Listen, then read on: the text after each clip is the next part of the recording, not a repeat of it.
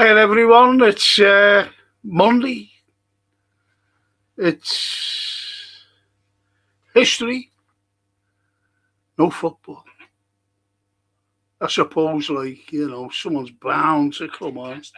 Could you try again? And that's my phone going off. It's mad, isn't it? Anyway, get this it up. Fuck off. Right. Yeah, swore already. Marvellous, isn't it? These phones are mad, aren't they? You know, you say something and it replies to you. It replies to you. But anyway, there I am. It's good evening. It's history. No football. I just get away from football. It's doing me mental health no good at all. And I think you football fans will know that. What I mean. I don't think it's doing anyone's mental health any good. But anyway, we got through it. Oh, jeez, I'm sorry about this. There I am.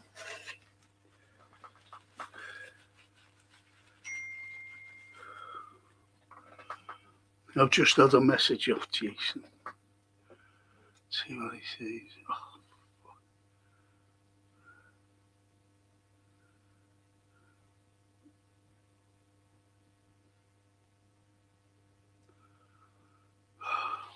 That's what I've been trying to do.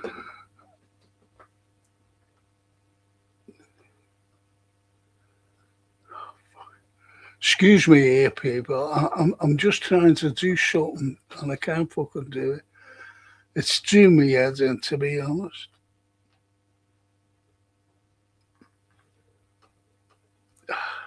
Give up. I've given up.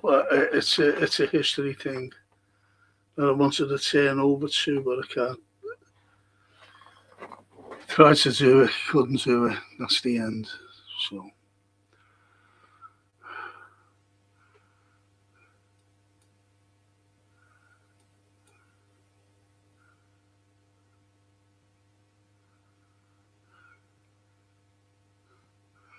Do you know what? This is ridiculous, this.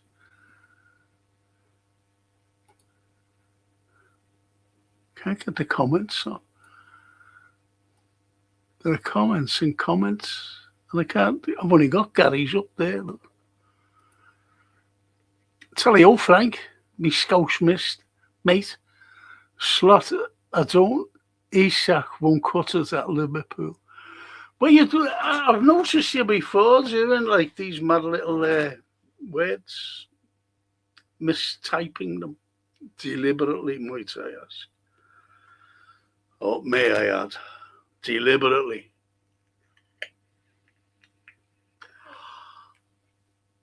And I'm not talking football, Gary.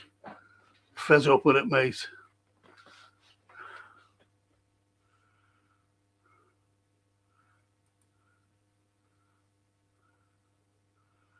I might have to restart this, you know. I've got to talk to Jason. I'm sorry. I've got to, Jason, this is fucking stupid, mate.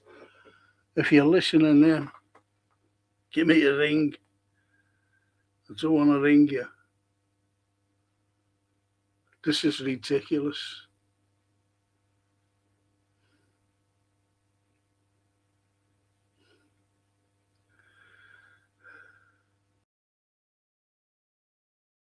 There's two ordinary Liverpool pigeons going about their daily business.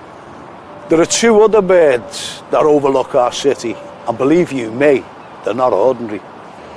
The liver birds derived from 1207, when the antiquary of King John came up to the area, overlooked the harbour, as we know today, Liverpool.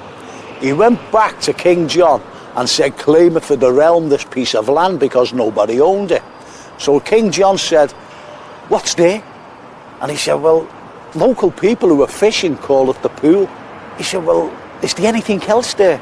And he said, well, yeah, there's on the shore, there's tons and tons of laver, which is an old Anglo-Saxon word meaning seaweed. So King John put pearl and laver together and derived the name Liverpool for the Royal Charter on the 28th of August 1207. And that is how Liverpool derived its name. So what kind of bird is the liver bird? It's no ordinary bird. It's not a pigeon or a seagull, nor is it a cormorant, as people imagine. In fact, it's the royal seal of King John, the eagle of St. John and King John. So why does it look so weird? During the English Civil War in 1644, when Prince Rupert came here, laid siege to the castle, 3 months later, the parliamentarians retook the castle. One of the lads went up to the town hall, got hold of the royal seal and smashed it up. By the time King Charles II was enthroned, they asked an engraver to come out with the royal seal, the original royal seal of Liverpool, the eagle of King John and St. John. Unfortunately, it came out not quite right, and people thought that it was a cormorant. And what's that in its beak? Well, of course, it's the laver, it's the seaweed, Liverpool's name symbolised.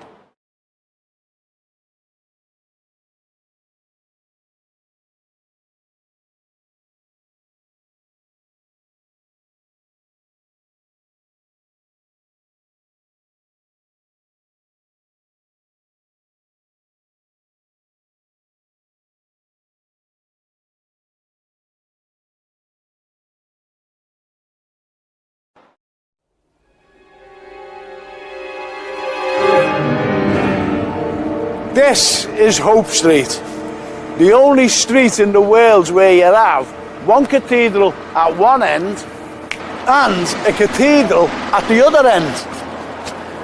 And on this street in 1826, there was something very sinister that was discovered.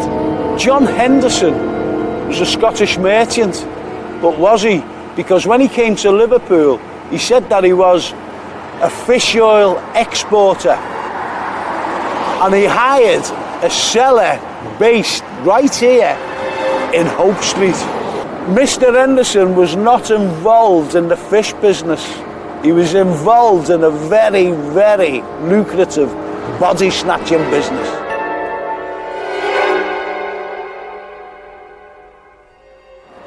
The bodies Henderson acquired through his grave robbing were actually pickled in the cellar of where he lived, ready to be transported up to the anatomical institutions in Edinburgh. However, he was discovered, but unfortunately, he never ever got caught, because when he seen the police outside his home, he took to his heels. The bodies that were discovered had to be reburied, but no one knew their identity, so they were buried in a pauper's grave.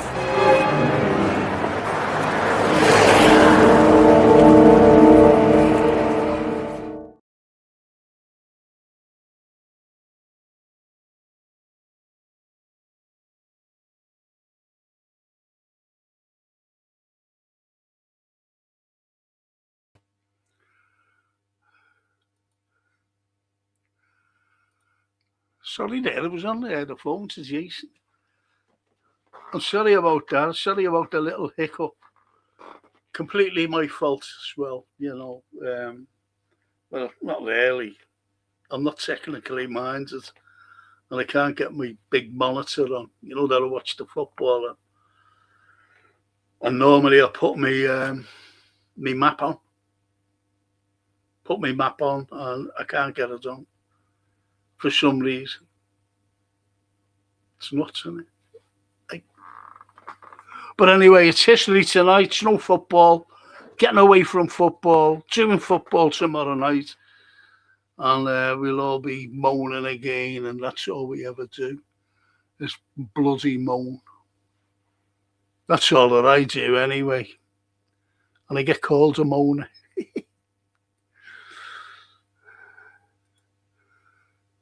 Buonasera, Franco and chatters. Hope you're all well. Yes, I think they're all well, to be honest, Toscana. Good evening. Buonasera to you. And Christopher, hi Frank and everyone, like and subscribe. Thank you, Christopher. Good evening, mate. Thank you. Lad, dad, detectorist.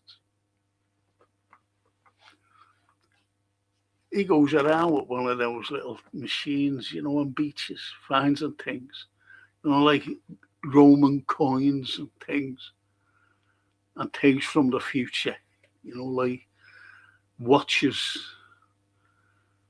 that you could just look at and it tells you the time, you know, those type of things.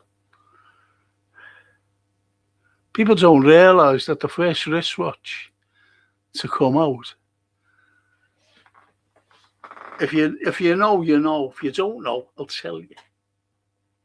I'll tell you when wristwatches, you know, these bloody things came out. Because they always wore fob watches. Fob watches. And they came out for soldiers in the First World War. That's what it was about. To get over the top at 7 bells or whatever.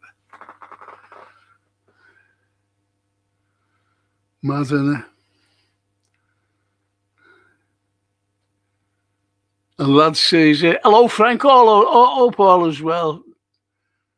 Reading in the last hour or so of posts about Ajax inquiring, said it ages ago. New manager, hopefully it says. It is. I said it ages ago, Lee. I said that he's going. And I said that he's going to Ajax. See, you haven't been listening to me podcasts. I said, don't be worrying. And I was told by a very good friend of mine, good friends of the family. And he's worked with Rafa, he's worked with Kenny, and he told me. And I told the people on here. Maybe it's the night you were working and you missed me. Skylar, I think she must have heard it. She mustn't have told you. She mustn't be speaking to you. Anyway, Cedric, the great man with the exotic name, should be in Hollywood. Big up, legend. Chat. History, yes. Says Cedric. And lad, yeah, the future watch I found, Frank had a message said slot left it. Brilliant. Oh, I like that. I like that. Do you know what? I'm not going to get my fucking suit done, you know. I'm not paying $2,000 for the fucking suit. That's bang out of order. I'm a pensioner. I'm gonna inquire. I'll have to tell you know. Be honest. Would you pay $2,000 to get your tooth back in? Would you? And as our Francine said, she said, Dad, you could go to Turkey, have a 2-week holiday, get all your teeth done top and bottom for $2,000. Yeah. Not that I go to Turkey and get a full mouth of teeth. That's funny, that, lads. That's great, that, Lee. I must have missed that, Frank. Glad it's true. It is true. It really is true. He's going. And why Xabi hasn't come out, he's still not under contract, but he signed a form, you know, a contract to say that he wouldn't take another job until the end of June. You know, when they sacked him. Real, that is. And that's why he can't come out and say, I'm going to Luton, or I'm going to Stoke, or I'm going to Scunthorpe United, or I'm going to Liverpool or Man City. He can't come out and say it.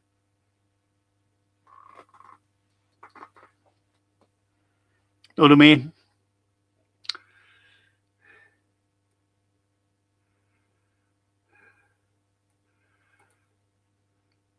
And so, once Slot leaves, I'll be celebrating with a glass or two of red. I'll join you. I'll join you. But I'll not a glass, I'll be a couple of bottles. Ah, my lovely Karen. Hiya, Karen. Good evening, Frank, and listen to see how posh she is. Not that posh, you know. Karen Kariakou. Dead posh. One of the poshest ladies I've ever met. Her and her husband, Steve. Steve. Great fella. Lovely couple. Loved them. I really loved them.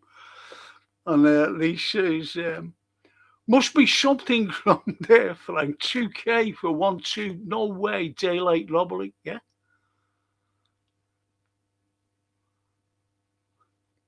Do you think I should sue, what's their names? Is it Nestle who make those Kit Kats? Must be them. But do you think I should sue them for me too? Can't blame me. Come out. The root's still there. They said, oh, we'll have to take the root out. And, you know, I've spent just going up. Genuine this, you know, I'm not exaggerating or anything. I've been up 3 times, and each time it's cost me £100. £60 consultation fee, 40 quid, you know, for like a taxi. And I had my mate the other day, and he brought me up, and it was fucking terrible. He brought me the wrong way. And I had to sit around waiting, but I give him the taxi fare that I normally pay there and back, you see. Lovely fella. Anyway, so 300 quid it's cost me. And I haven't had nothing done. Only a dentist looking in me mouth. Hiya, Dennis. Hi, all. Missed the match to help a damsel into I'm over slot and not disappointed that I didn't. Oh. He's going, Dennis. There's no damsel in distress over here, Dennis. No one's asked me. I'm in distress. Can you come and meet me, please, and save me? I don't get them unfortunate calls, or fortunate calls, unlike you. Is Anthony okay? Not seen him for ages, says Tuscan. I don't know. He was busy with his thing, to be honest, but he hasn't been in touch. I said to him, you see, I don't like ringing people. I'm on my own. It's as simple as that. And he's got a big family, lovely family. Don't get me wrong. I love his family, and I rang him, and I just don't like ringing. And he said, "Oh, I'm just finishing off, you know, say like Dickens, because he was painting while the light was good, because he had the exhibition coming up, didn't he?" And I said, "Anthony, I won't ring you when you want to talk." I said, just ring me. Just ring me. I'm doing nothing. So you won't be disturbing me like I disturb you. I said, so you ring me. Never heard from him since. And I don't chase around after anybody. You might think that's a bit, but I don't. I don't chase around after anybody.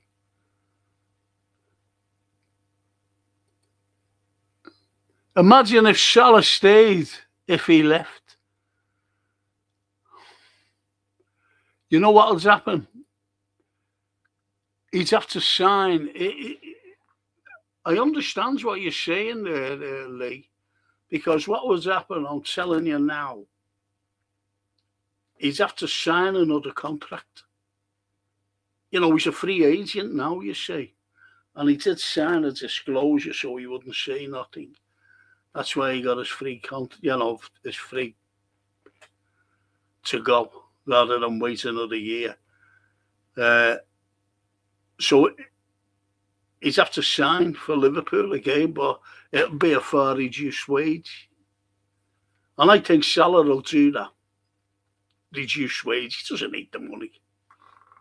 He doesn't need the money. And he loves Liverpool, loves the crowd, loves the city. His wife and kids love the city as well. His kids grew up here. The Liverbirds. Are you Liverbirds? Good evening, Frank. Reds and lovely chatters. Hope everyone has had a great bank holiday. I think they were all watching Chelsea today. You forget it's bank holiday, don't you? And Dennis, the Incurables can play Franco Palooza while we're there to help raise the pounds for us too. Oh, brilliant! The Incure. I want you to meet.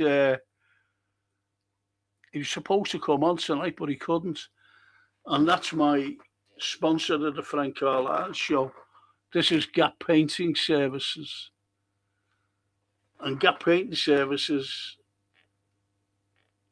if you know any NHS workers, if you know any elderly and they want decorating, just get hold of these. Tell them to get hold of these because they get a special discount.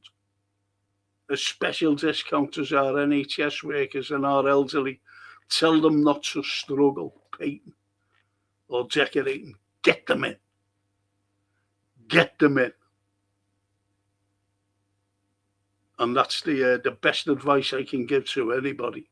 And if you don't fit into the categories of elderly or NHS worker, just get them down to give you the price without any obligation. They'll give you a price. They'll have a look around what you want to, and they'll give you the price. And no obligation, no embarrassment, no nothing. You can just phone them up and say, yeah, I want it done. Thank you. Okay. Or no, I've decided not to. They just say, okay. Because they're a great firm. No cowboys. Fully time served lads. Fully insured just in case a little accident happens. And he'll be on next week. I thought I'd have him on tonight, but he's working, unfortunately. And I want Dennis Paparak to meet him because he's in a band. He's in a band. Great band as well. So next week, if you're listening in, Dennis, he'll be talking to you. And I want you to meet him when you come over at the end of the month.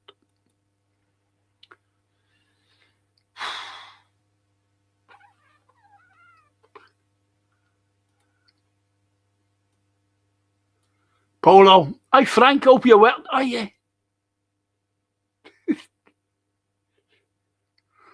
I just seen a comment there. Said posh my arse. You know? Don't be giving us that. They're all the scallies. And Gary says, hello Frank and chat. Hello Gary.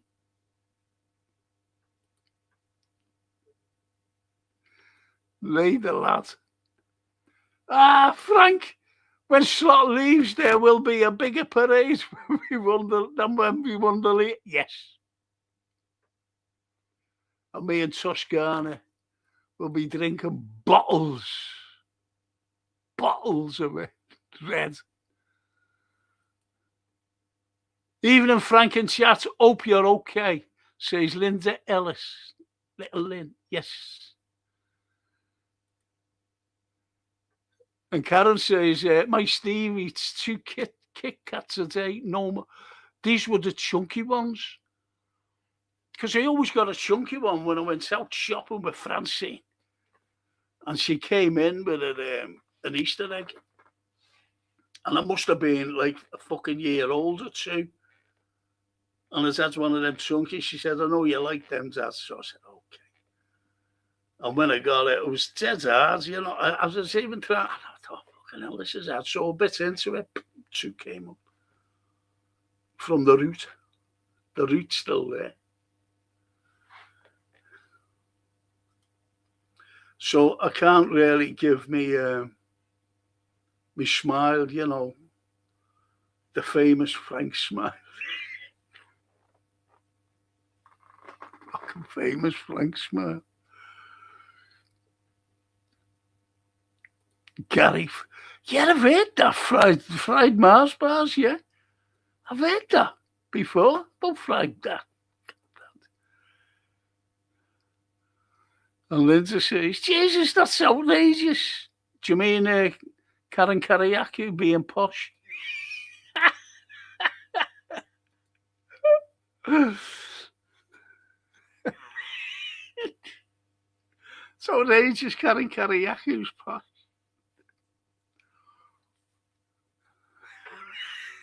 I'm only joking, Karen. I know what she means. She means me tooth, you know, $2,000. Well, that's what it'll cost.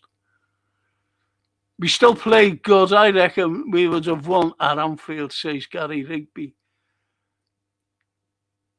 We still play good. Oh, did you think so, Gary? Oh, fucking hell.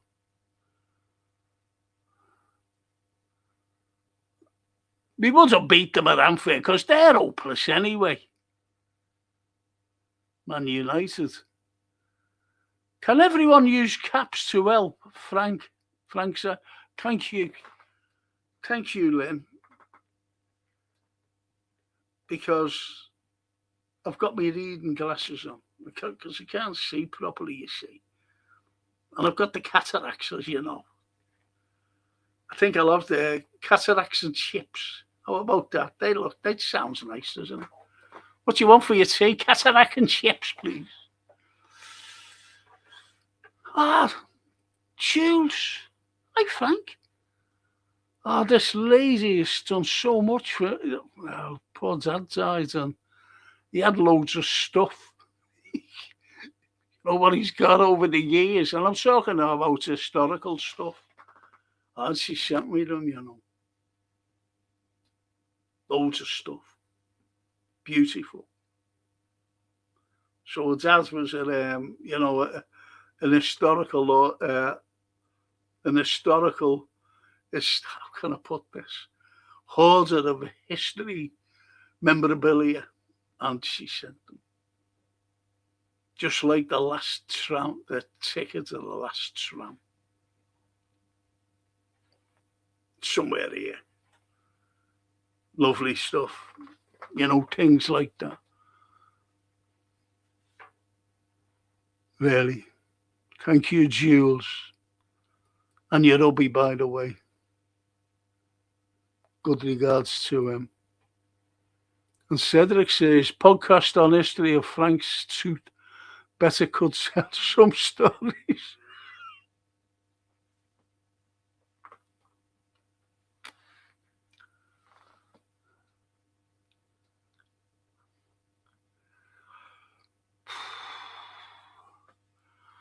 Be all right in a Peter Cushing film, wouldn't I?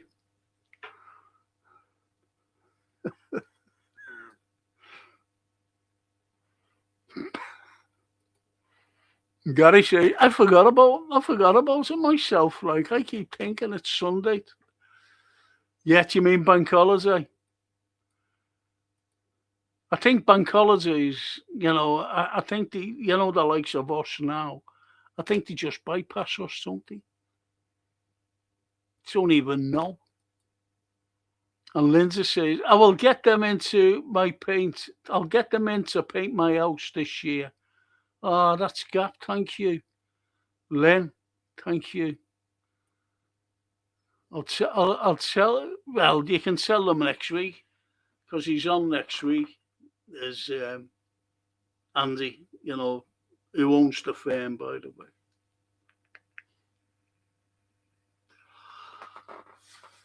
Toscana says, no wonder I wouldn't pay $2,000. That's daylight robbery. Luckily, I've got an NHS dentist. There you go. Well, I had a mate, you know, a friend of mine. He's an archivist. He's a great fella. He did some research for me once. But anyway, I was talking to him on the phone the other day or last week sometime, and he said that he went. He said he had a tooth that was uncomfortable. You know, he kept biting it or brushing against it with his tongue, and he goes to the dentist, and he said, "Can you do something for this?" He said, "It's so uncomfortable." So he went. He said, "Look," he said, "that'll be better extracted." He said, "There's a pain in it." He said, "No," he said, "it just scratches against my tongue." So he said, "Okay." He said, "What will it cost?" You know, and this is an NHS. He's in the NHS. He's got an NHS dentist, and he said £100. Was it 100? No, 200. 200 quid. He said, "Oh, I'll just leave it. It'll just be uncomfortable." 200 quid. NHS has gone private, I'm telling you now. And alive a bit. You forgot it's bank holiday when you're retired, as every Monday is like I'm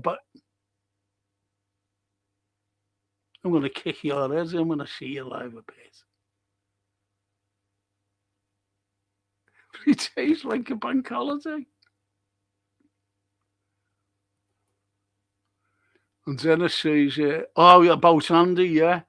I'll be sure to hop online. Make sure. I'll send you the message, Dennis. You know, he'll be coming on at 8 o'clock my time. And I'll send you the message. God knows what time it is over. You'll have to ask them alligators if it's all right if you can go online. Your neighbours."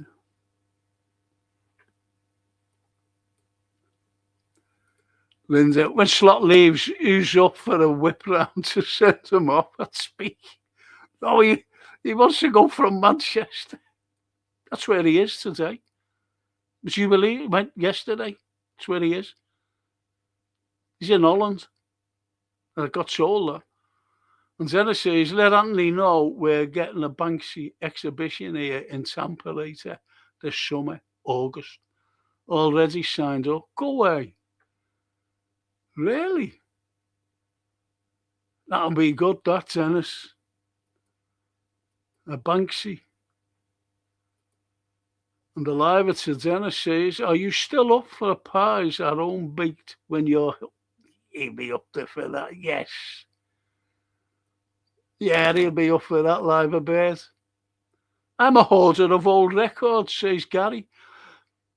A mate of mine, well, he was a colleague of mine. He's a sociologist, and he'd be retired now.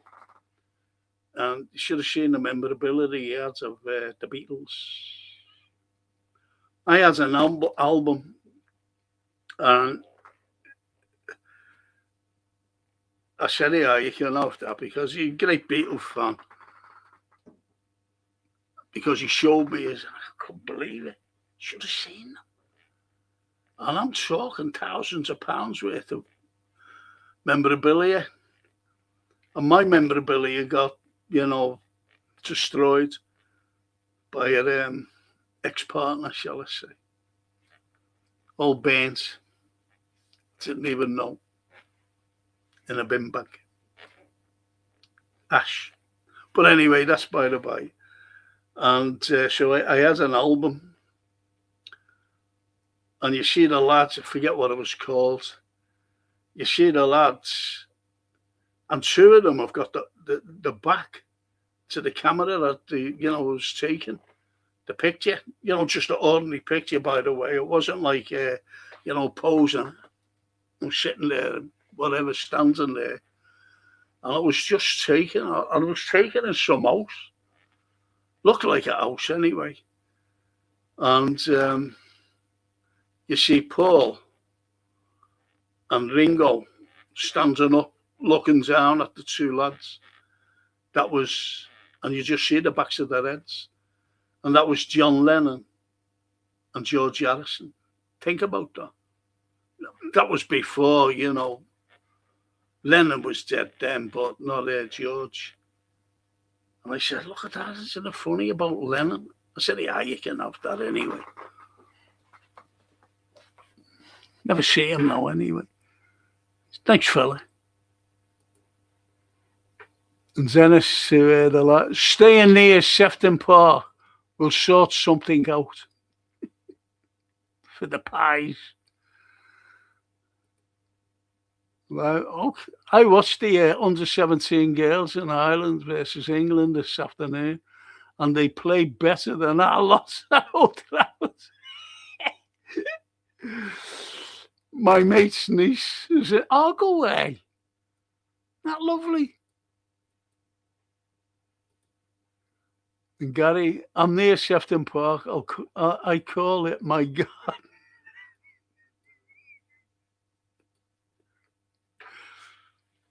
Where this was genuine. This. Where I lived, in Jerry Gardens, Jerry Crescent, there used to be like big block of flats and like Taylor House. Then there was Down House. Then there was Lionel House, and then there was Cartwright's house. So Taylor House, my uncle, they were out having a drink, and they met these Americans, when they finally joined the war. And anyway, they were having a drink. He said, come back. He said, have a drink in my home. So anyway, as they were walking up, all waste ground, they were walking up. And he said, where do you live? And he said, there. And he looked at the old block. The old block. And he went, good God, that's a big house. The old block was the house. So they got inside, there was a little house with a piano. Brilliant.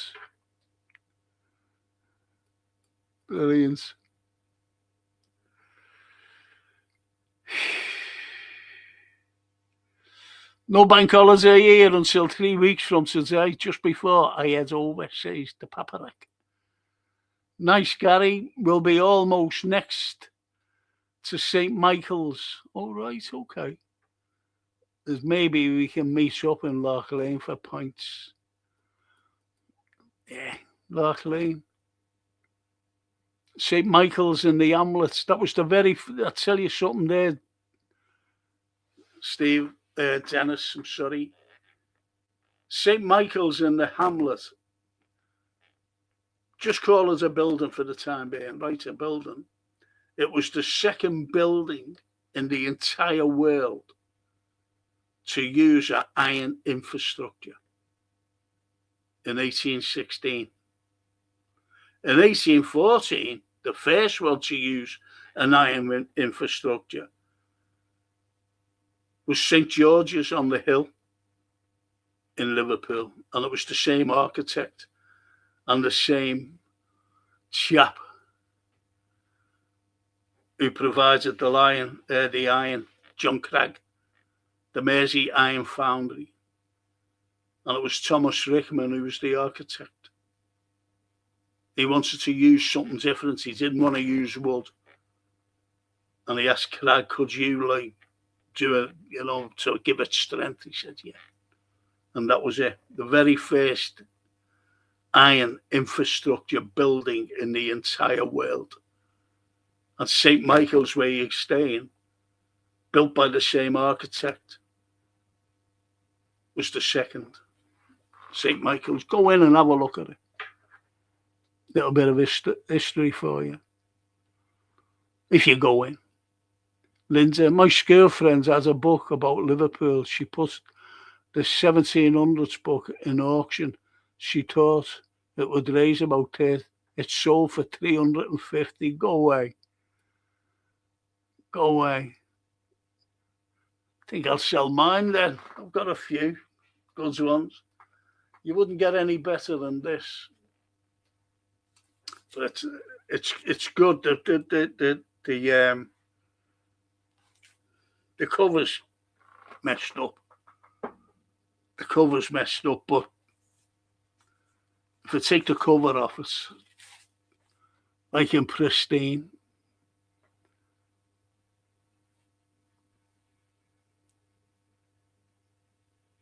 That's an actual photo there. Tommy Goes to War. That's just one book. I wonder how much you'd get for that.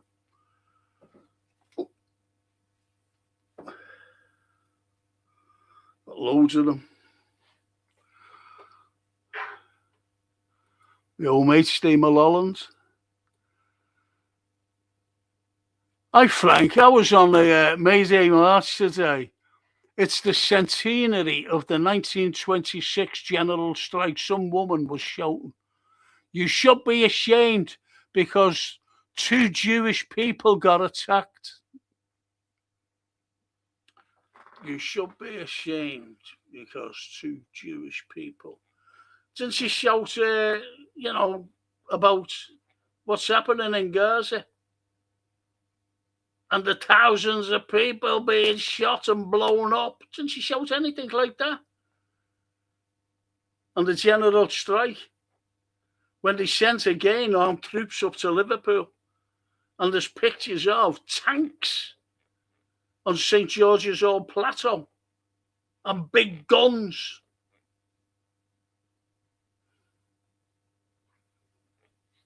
Big guns. Armed troops. 1926. Here in Liverpool.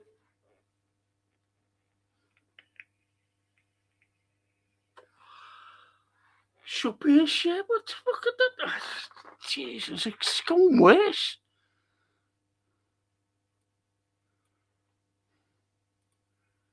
The Liver, Gary said the Liver Bear. Sounds good. I suppose women's football. Liverpool ladies.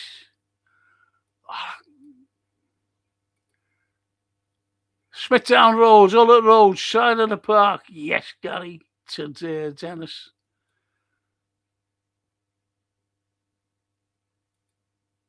$5. All right, okay.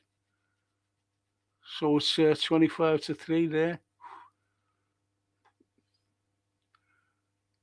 Dennis feeds the alligators, you know. Did you know that? He's got alligators walking around. And Lisa, he's just had a funny thought of sell a sign for their Ajax, then Slot leaves to be the new manager.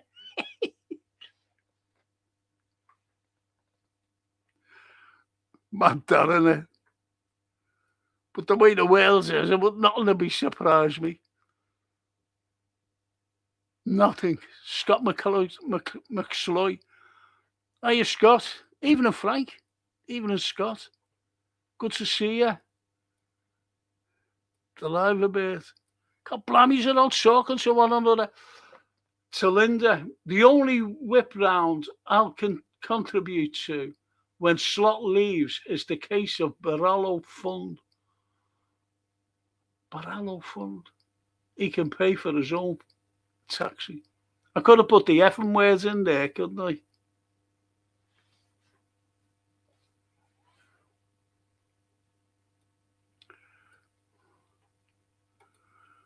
Fillings on the NHS cost £65 for up to 6 fillings.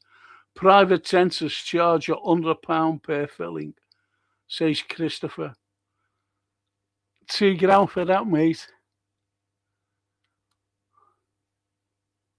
And I don't sell fucking... I'll prove it now. Fucking prove it. I'll prove it. Gonna prove it. Just bear with me. Don't forget, I've already spent 300 quid going up there. Then it'll be another 300.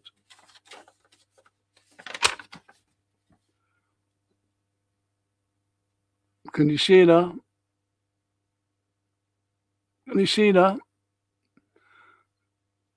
1,300 or 300 onto that.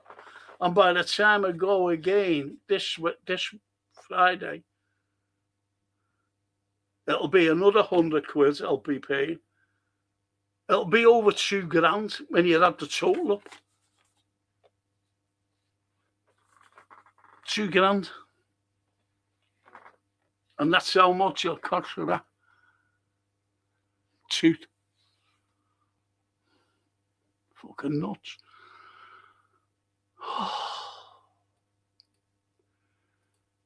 And then it says, I nicked Mum's Beatles USA limited programme from the 64 tour here in the US when the live when I lived in Nashville. As it's signed by Frida Kelly when she was staying with Richie Rutledge, Crying Shames. Do you know what? You never heard of him, do you? They sang a great song, The Crying Shames. If I get on my knees, and absolutely brilliant. Please stay. Please stay. Don't go. Please stay. Yeah, his voice was full of emotion singing that. And Barry, even if Frank and everyone, is Anthony making an appearance in the near future? I don't think so, because he hasn't got hold of me. I don't know what. I haven't fell out with him. I don't know whether he's fell out with me. I just don't know. I just don't know. I haven't a clue. If you want to get hold of Anthony, go over to his exhibition in Port Sunlight. That's all. He doesn't even speak to Jason. He's never been in touch with Jason. I don't know what I've done to him. Never had a bad word said about him. Good friend of mine. He's just never been in touch with me. And as I said, I don't chase around after people, no matter who they are. You might think that I'm harsh there. You might think I'm harsh, and I'm not harsh.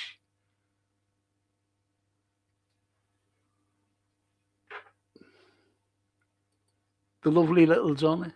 Good evening, lovely chatters and lovely Frank. Thank you, lovely Donna. My little mate. My little mate, Donna. I think I'll write a song about Donna. Hey, Donna. Yeah, I think I'll write a song about you, Donna. I used to drink in Lark Lane a lot in the Albert, says Gary. This is a great chat, this.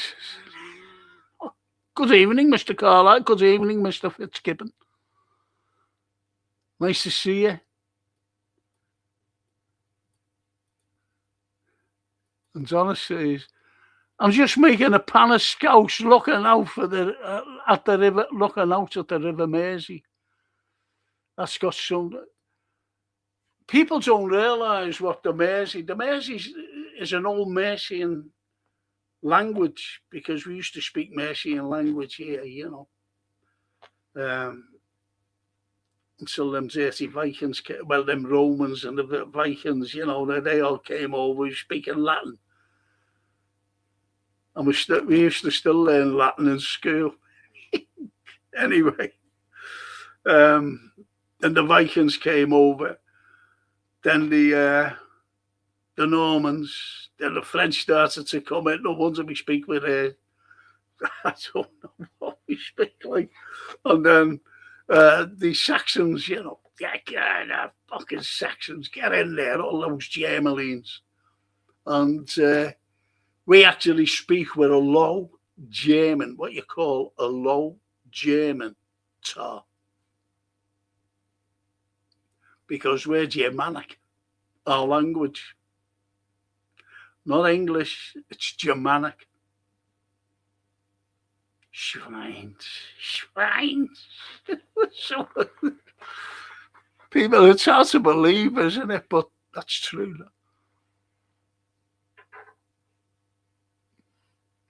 Phil. Hello, Frank and chat. How are you, Phil? Little Linda. I still have a book for you, Frank. It's from 1932. Meant to pass it last time. I said, oh, have you? Oh, okay, Lynn. Thank you.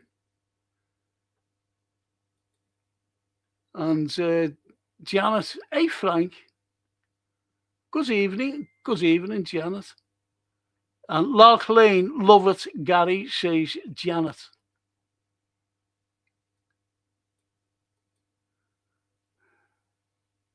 Please stay, says Gary. Yes.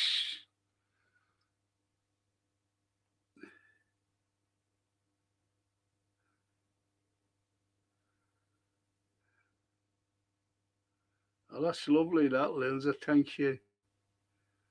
Thank you, Lynn. Thank you so much.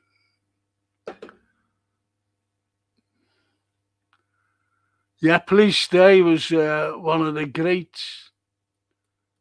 It's a laugh like it. Please stay, don't go. Linda, scandalous. Yes, Linda. 2 grand. Produced by Joe Meek. Is that okay? I lived in Lark Lane in the 90s, says Gary to Janet.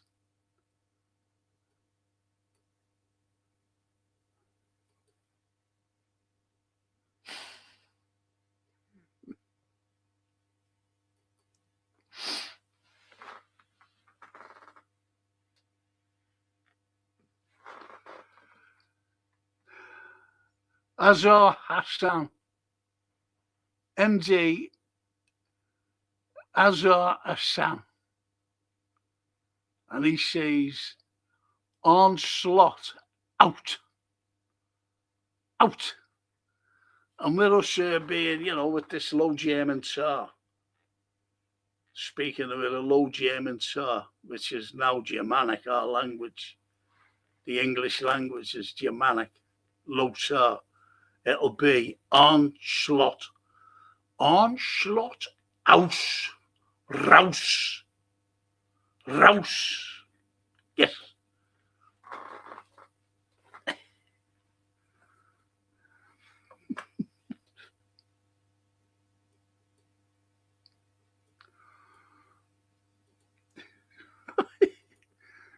On slouch house. Slouch. Nice one. Gary says Charlie Crane from the Crying Shames, rest in peace, used to live near us in the 60s in Wavertree Road. That song was one of the best songs, though, wasn't it? Of the 60s, by the way. I always remember one of my students, talking about sad songs.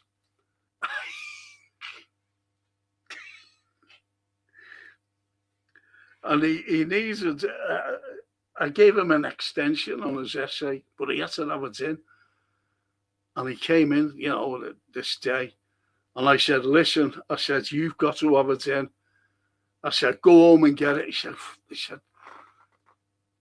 Mr. Carlyle, can I bring it in next week? I said, no. I said, I'll give you 2 weeks extension, then I give you another week.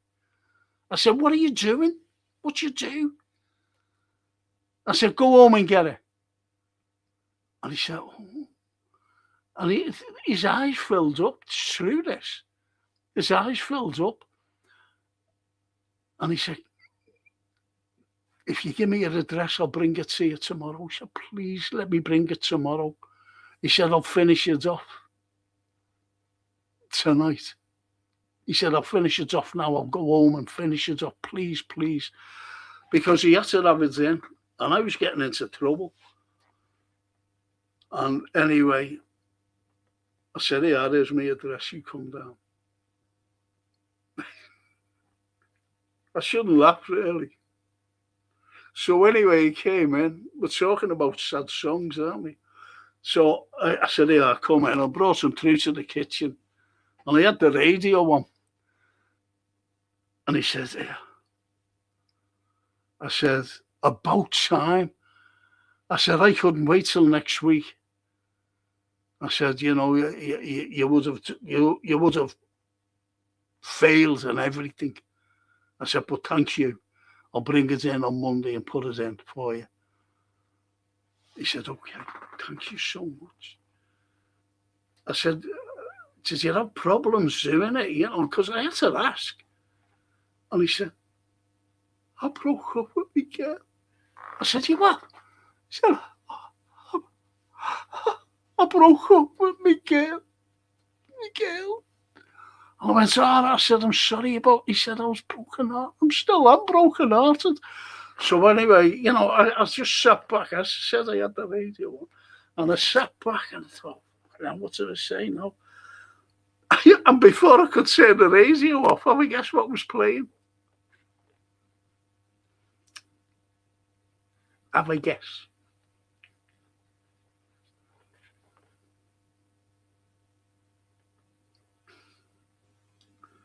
So I tell you, it's over. The Big O. And I wasn't taking any notice on it, but I was hitting him. And he said, can you turn that song off for me? Oh, balling he was. I was turned it off. He has him for an hour crying.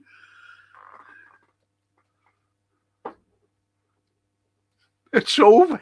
The Big O. No more sunsets.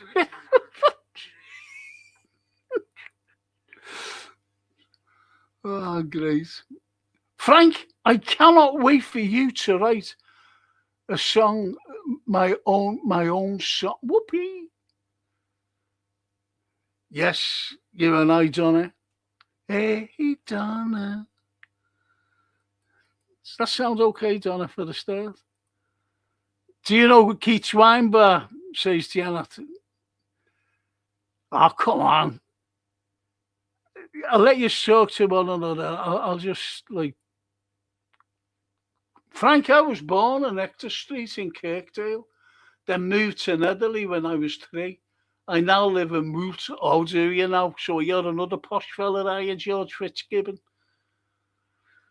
Wooton. They wanted a bit. Lord Leverhulme wanted to build his castle, right? He wanted the old castle built. He has all the plans and whatever. That we knocked down in 1724. It was built in approximately 1235, and he wanted to do a replica. And he wanted to do it where the law courts are now, because that was the original site where Victoria's monument is of the castle. Have I got a thing of the castle? Let me show you the castle. Oh, excuse me while I do this. Oh, things I do. Jesus.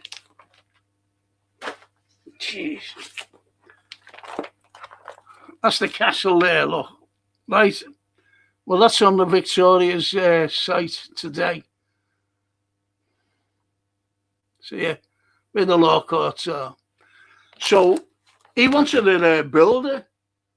And he said, no, he said, you can't build that there, because there was all warehouses. Can't do that. We said, okay.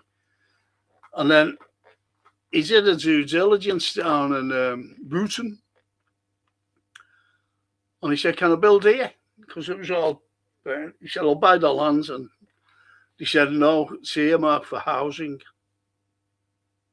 So we had to go to Rivington Pike, where he owned. Just see something there.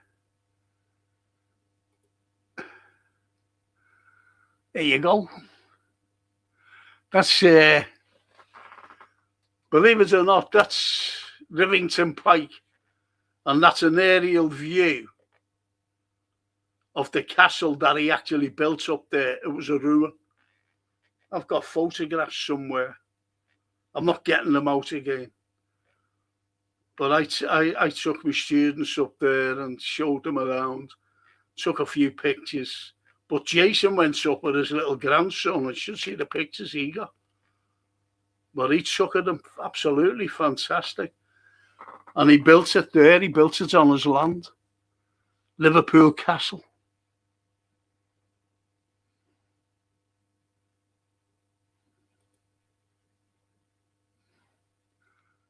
So you could have been living in a castle, George. Can you imagine living in a castle?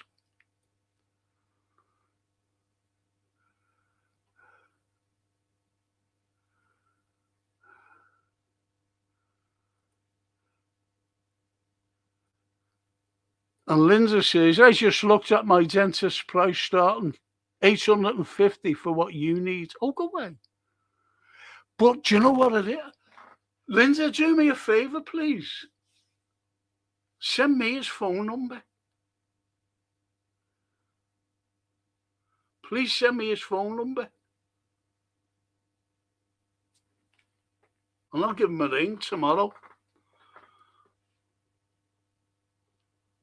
Please. George says, we moved to Wooton in 2009. We needed a bungalow for my son, who was hit by, when he was 15. Oh, that's... I hope he's all right, George, mate. I really do. Nice to hear you got out of Netherley, George. Gary Rigby. And Dennis says, I think Richie told me he grew up. I'm just gonna finish on this. I think Richie told me he grew up in Scotty Road. He did. Poor guy passed back in 2012. Oh, go away. Was grateful for the visit during my Nashville days. Oh, was a great guy and neighbour. Oh, go away. That's where I grew up. Dennis. Aaron Dad says, Darryl, great chat earlier, Frankie. Much needed catch up. Yes. I'm going to have a quick break. I'm going to make myself, I haven't had a cup of tea, you see. And I'm going to do some lovely history with you. And usually be all talking about football, as usual.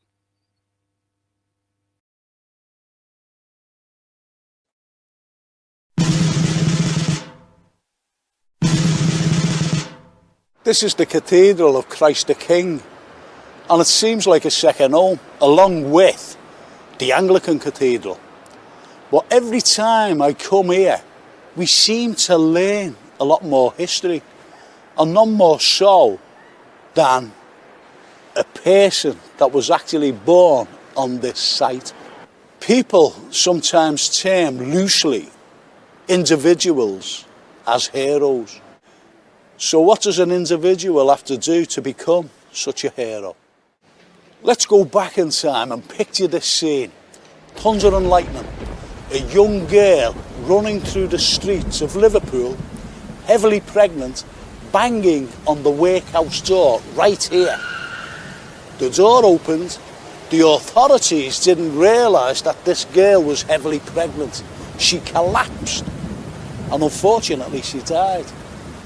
But she was given birth at the same time. And when she gave birth, the authorities panicked because the lady died. They thought that the child had died as well, so they rushed him over to the chapel where they baptised him, because obviously they thought that he was going to die. And they baptised him John, after the Baptist. And they gave him the old Anglo-Saxon word, Kirk, meaning church. So this young boy became John Kirk. And John Kirk, his birth was actually the catalyst for Charles Dickens's Oliver Twist, because Oliver Twist, he was born in a workhouse to a mother who died, And Charles Dickens read this particular report, and as I said, it put the seed in his head. And who was Oliver Twist's benefactor? It was none other than Mr. Brownlow, his paternal grandfather, hence Brownlow Hill Workhouse. But what happened to John Kirk? John Kirk escaped certain death because workhouses at that time were an absolutely dreadful place to be placed in. Because the only time that you ever came out to freedom was feet first, because you were tied to the workhouse for the rest of your natural life. John Kirk escaped the workhouse, and what an incredible life story he had. What happened to Kirk was an extraordinary true story. He somehow got to Lincoln. No one knows how he got to Lincoln, by the way. He just all of a sudden happened to turn up there, and he joined the army. Now, don't forget, in those days, it was hand to mouth. And that hand to mouth, you had to do something. And he was just a young boy, a young man. And he joined the Lincolnshire Regiment. He became a drummer boy. Then he progressed to being a bugler. And from there, obviously, a rifleman. He was sent over to India, and it was the Raj, belonging to the British Empire. And during the 1857 Indian Uprising, what he did, he volunteered along with 2 sergeants to go and rescue the captain of the regiment, the captain's wife, children, servants. So he volunteered along with the 2 sergeants and went, and he actually fought hand-to-hand combat 2,000 Punjabis, just these few men. And they actually got the captain, his wife, children, servants to safety. And he was awarded the Victoria Cross along with the 2 sergeants. But he never got it right away. He had to wait a further 3.5 years until November 1860. And if you could imagine, in that time, this man was suffering from a debilitating disease called narcolepsy. He was also suffering from rheumatoid arthritis. So this man was in pain anyway. In November 1860, he was court-martialed just prior to receiving his Victoria Cross. They couldn't execute him because any menial offence, if you're court-martialed, you were executed. As an example for the army. But unfortunately for the army, they couldn't execute him because in a few days' time he was actually going to receive his Victoria Cross off the Queen herself, Victoria. He stood for 12 solid hours, 48 hours after being punished, because they had to punish him, and they gave him 50 lashes. And he stood there waiting for his Victoria Cross off the Queen. She knew nothing at all about the punishment. All she knew that she was going to present this brave man. She came, she gave him the Victoria Cross, congratulated him. She walked away. After she disappeared, he was marched by 2 officers through the portals. This is Buckingham Palace, where he was stripped of his uniform, stripped of his medal, dishonourably discharged, and he was left destitute. Less than 2 minutes after receiving his Victoria Cross, he made his way back to Liverpool. Now, why he made his way back to Liverpool is this. He never, ever, ever forgot his mother. He always wanted to know what his proper name was. So he made his way back to his spiritual home, which was Brownlow Hill Workhouse. He got back, finally got back. Banged on the door like his mother did. Unfortunately, he was in such pain because of his 50 lashes, still suffering from rheumatoid arthritis. He was brought through, readmitted, brought through the dormitories, where he lay down on his bed and died. And that's the extraordinary story of Liverpool's first recipient of the Victoria Cross. Now, what I'm going to say now is that allegedly he was drunk on parade. However, if we look at it more closely, with that debilitating disease called narcolepsis, where you slur your speech and you stagger, he could have easily have been suffering then and not being drunk on parade. But unfortunately, he was court-martialed for it.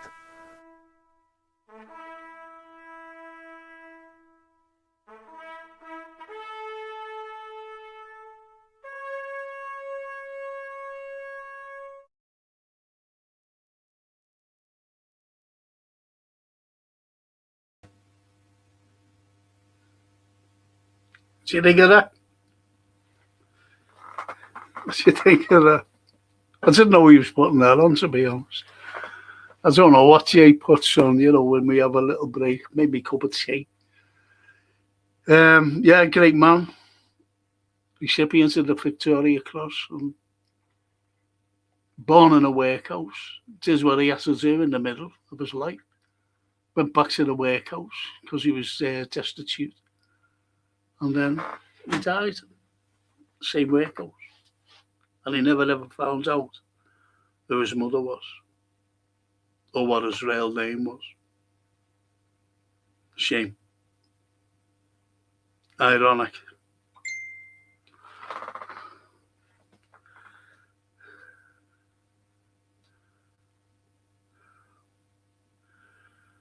Will do, Linda.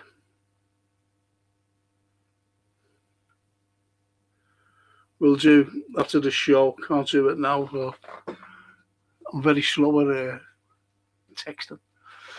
So anyway, what have you been saying about? You've been calling me for everything. What's he making a cup of tea for? Tennis. My mate with whom I'll be staying is the son of the late Terry Ogilvy, the Mojos. I used to watch them at the Irons Door.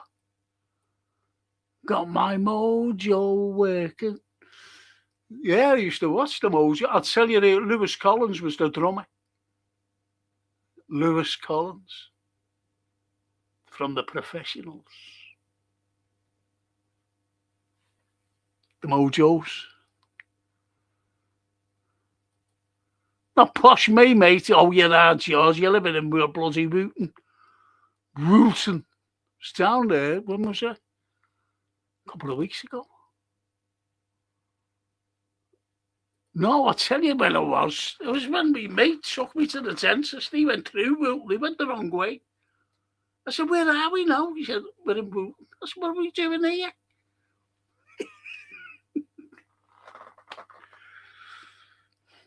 I was born in Scotty Road and lived in numerous places and now live in Everton on the Hill. Yes, we're all from the Scotty Road area, the catchment. And Janet said, I saw the icicle works and the sound system went down. The guy got up in the audience, got up from the audience and sang My Way. Only in Liverpool, eh? Yes, only in Liverpool. And Gary says, Lewis Collins? Yeah. I never seen that, actually. Yeah. Lewis Collins, he was the drummer. Sure, he was the drummer.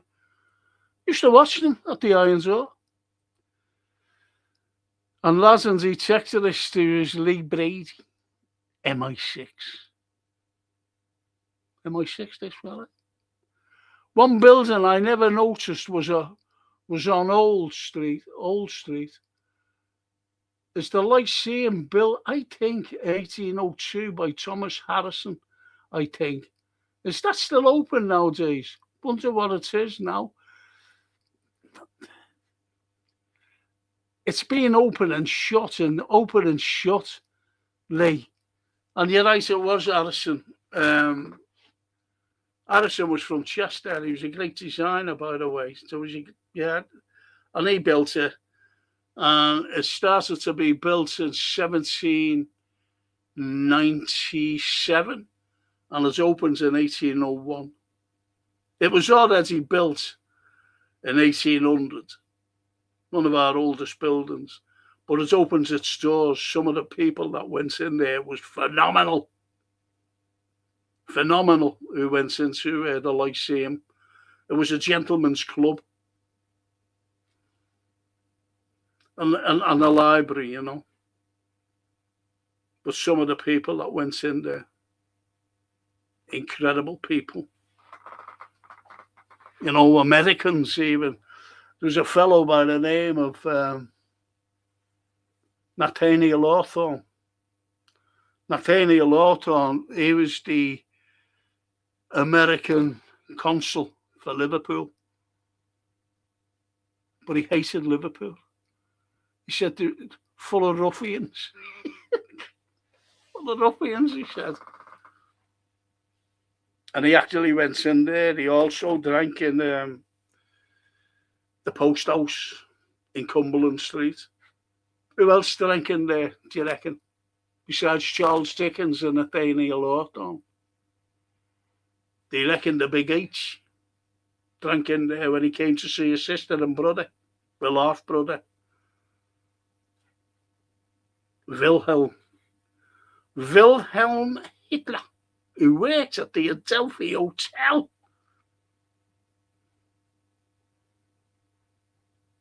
The one that's going today, not the old one that Dickens used to visit and called it the finest in the world, but this one that we've got today, Hitler's half-brother, Wilhelm. And he went to see him there. Incredible.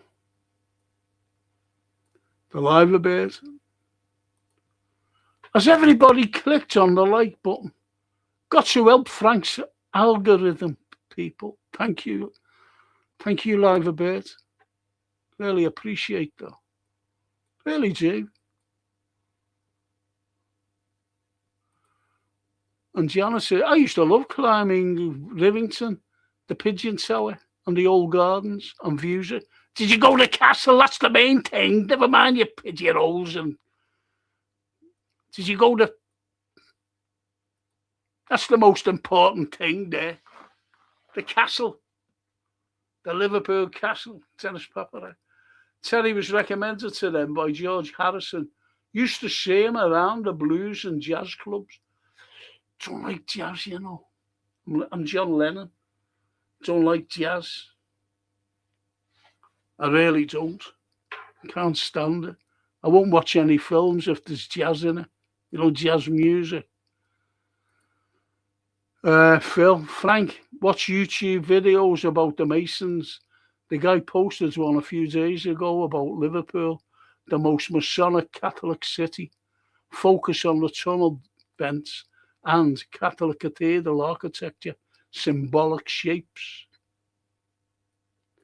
I know about the, I do know, Phil, about the Catholic cathedral. I wanted to put it in my DVD when we were doing it. He said, oh, no, don't do that. I'm okay then. I was told not to do it.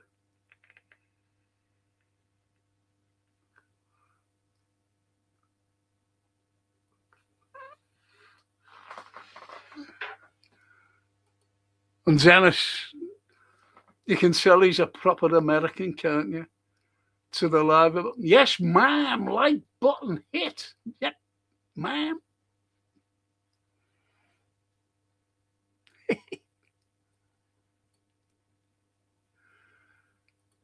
The details in them tunnel vents are amazing. He got a drone. He got a drone right next to them.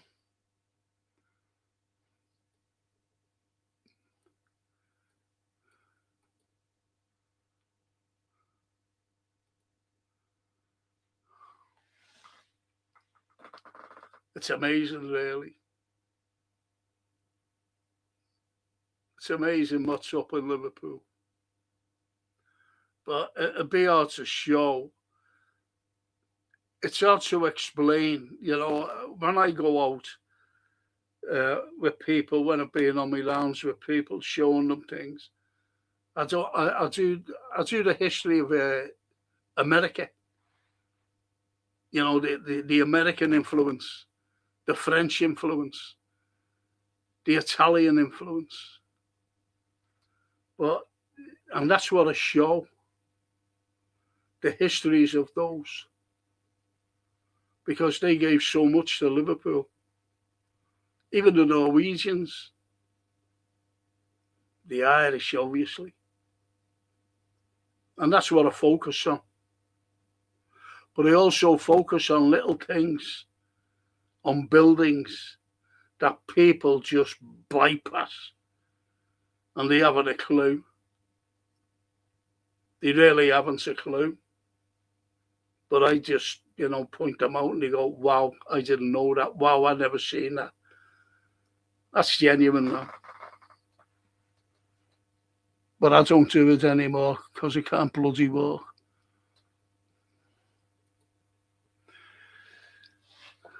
Our Dennis is going. Have a great night, folks. Need to wrap up work day and start house cleaning. My lad Jason is flying in Friday morning for a weekend with his old man. Yes. Like that. Like that. That's nice. See you later, Dennis. Bye, jazz musicians are great players and those in Nashville.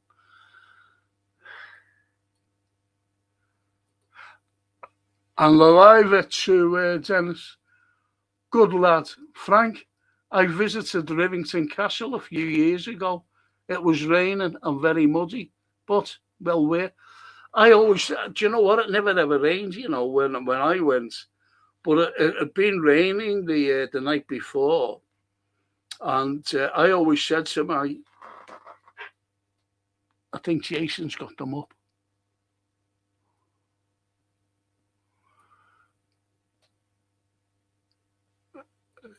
I'll show you them in a moment. What Jason took. I'll tell you this. After I tell you this. And I brought my students up one day, you know, and I'd been raining the night before. So anyway, we got by the, you know, where we go from the cafe, and you go cut across, and it's a slope, isn't it? But you also have a high ground, which is to the left, but the slope is down. And I said to them, do not go down that slope. Keep to your left. Keep where I am. So they said, all right. So anyway, you know, I was there. They were all walking over. And by the time I got there, and I looked over to my left, and I was expecting them all to be over there. They weren't. They were all going down. They were all going down the thing. The hill. And I shouted at them. I said, what are you doing? I told you, can't you see? Just listen to what I'm saying. And with that, I turned around and slipped and went right down, full of mud. And I always had to wear a suit and a tie, even there. And they were all laughing at me. And they all started to walk around where I was saying. I said, it's too late now, isn't it? It's too late now to be walking along.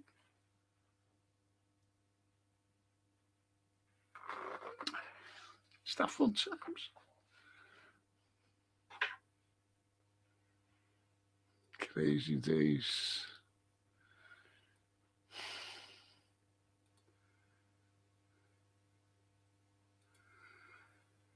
And Dennis to the Phil. Lived in Nashville 1991 to 2018. It's where my son is visiting from. I was probably the only musician there not to do music. Not a fan of country music. And the competition is brutal. Bye. You've got to go and see him at the Cavern, Phil. and tossed to Gary Rigby. Lewis Collins should have got the part of James Bond. Now,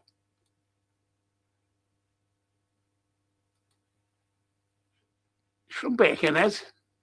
And honestly, Frank, I always look up when it's so. It's brilliant. The architecture is brilliant. And a few strange things on the build. Yes, that's what I point out, Johnny. That's what I point out. I'm going to show you the castle. What Jason did. Brilliant, you know. Watch the photographs. This is the plan. And that was the plan that Lord Leverhulme wanted to build, you know, from this plan. That's the original plan of the castle. And he wanted to build, but anyway, they chased him, said no. So he actually built it in Rivington Pike. And these are the photographs that Jason took when he brought his little grandson up, Noah. Aren't they brilliant? Look at this. It's the castle. He wanted it built as a ruin. A ruin. Why did I say ruin? A ruin. Look at this. Look at them. Aren't they brilliant?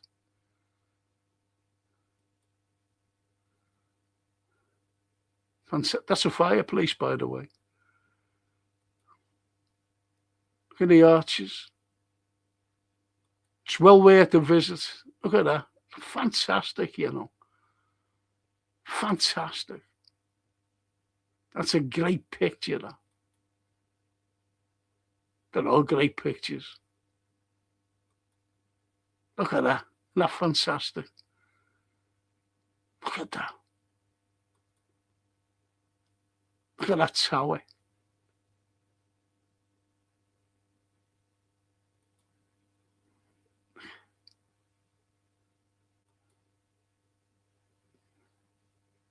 See the fireplaces?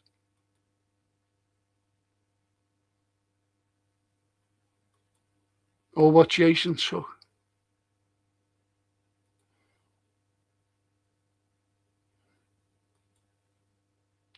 There's one of the towers. Magnificent. It's how you know it's huge, that tower. It's where you go up the steps to it. See, that's another tower, but there's one taller than that.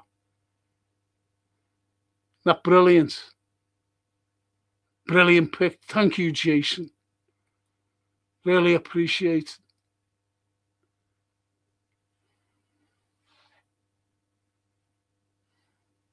Can I have a slurp of me tea, please? Salute.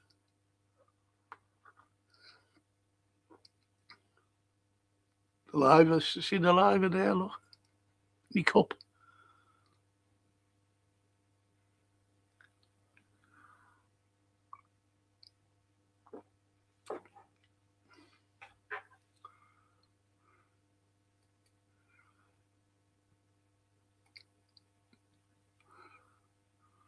And Donna says, Frank, I'm fascinated by Kirkdale Gold. Used to be public hangings there, Kirkdale Gold. And this is St. John's Church, school, where they, you know, they're still going today. Kids. And when the bell goes, you know, for the kids to go to school and playtime and when to go in and when it's ended, you know, the bell goes, doesn't it? Well, that bell, believe it or not, used to ring as a death knell for executions. And someone was being executed, hanged, on the grounds of Kirkdale Jail.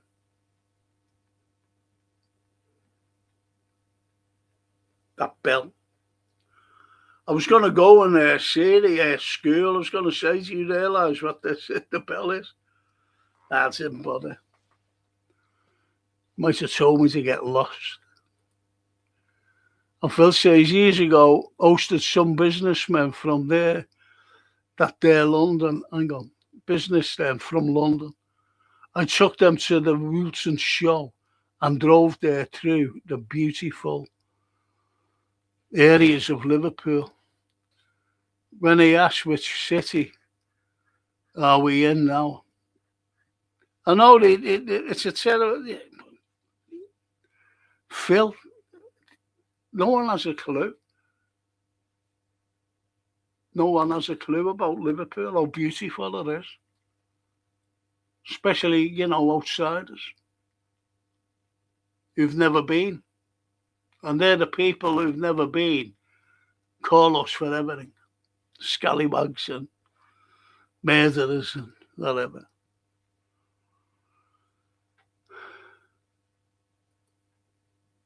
And little Johnny. I lived with my parents there. It's got a strange vibe.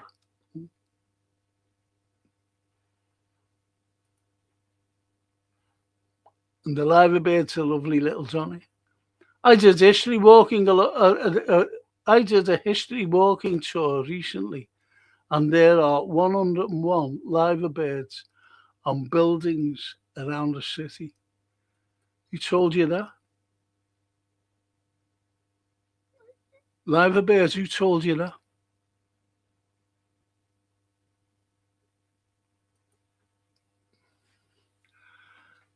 They expected flat caps and whippets. Yes. It's like the Queen Mother. The Queen Mother said, can we change the Grand National venue to Sandown or Epsom? Because these people don't deserve it. It's true. The Queen Mother.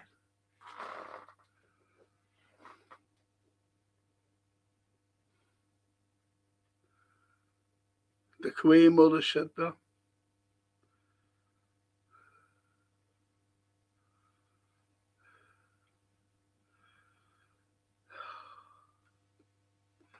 The Queen Mother said that. Once a Grand National that started here to be taken away, to go down south. The Woodmaster. Hello, Woodmaster. Evening, Frank. Nice to see you again. I travelled through the canals coming on to Liverpool, and it's stunning. Thank you, the Woodmaster. Thank you so much for saying that. The canals are brilliant, especially the Liverpool Leeds Canal. Brilliant. Great waterway.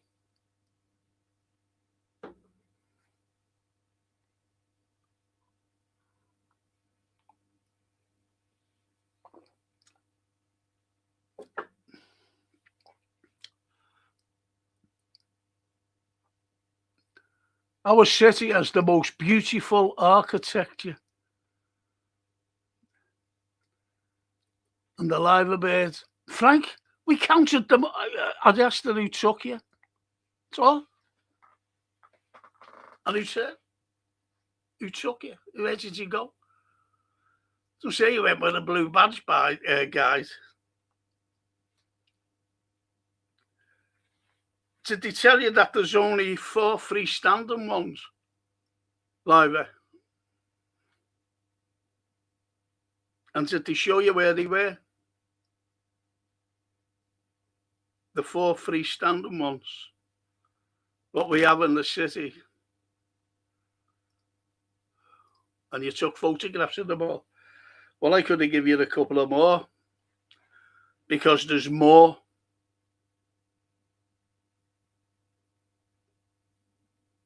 There's more. But that must have been Mads Walk, that going around. So what history was it? Love to know, Liver. Love to know what the history you were getting.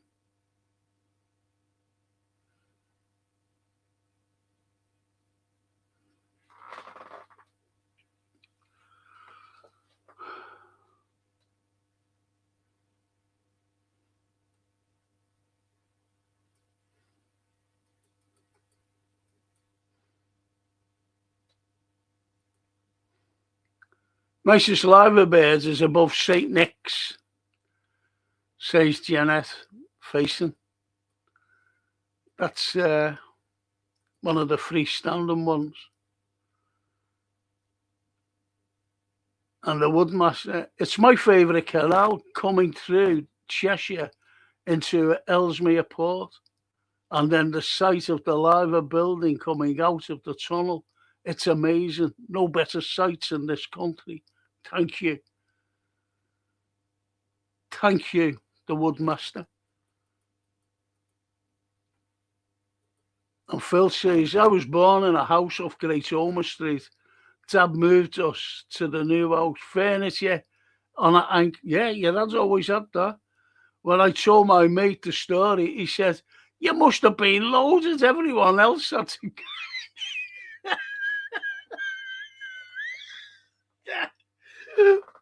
That's the crack of the night, that is. That's brilliant, though. Don't forget, all you football fans, it's I know there's a match on. So I'll be doing an early, 7 o'clock football show tomorrow night for an hour, and then you can go watch the match because it's the second leg of the semis.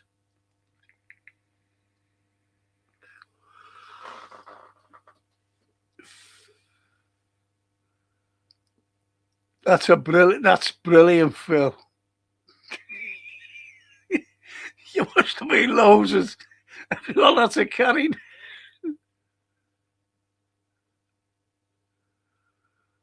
It was John Maguire's Liver Birds. Oh, so you just went to see the Liver Birds. I don't know who he is, to be honest. Never heard of him. I know a lot of so-called historians. I just know, ask if they've ever been to university and studied. I'd say no notice of them. And they have little clipboards. I remember being asked to go to teach, and I refused. You know, these blue badge guys and yellow badge guys. They said, will you go? I said, no.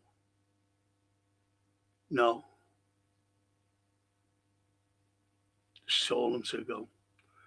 See, these people make out the likes of John Maguire. I don't know who they are, these people. All of a sudden, they just appear. I haven't a clue they are. And, look what it is, Safari. He's making money out of this.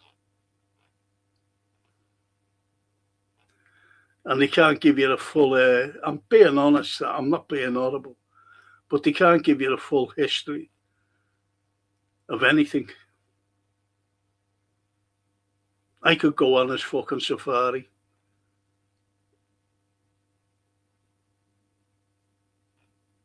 I wonder what he'd say to me.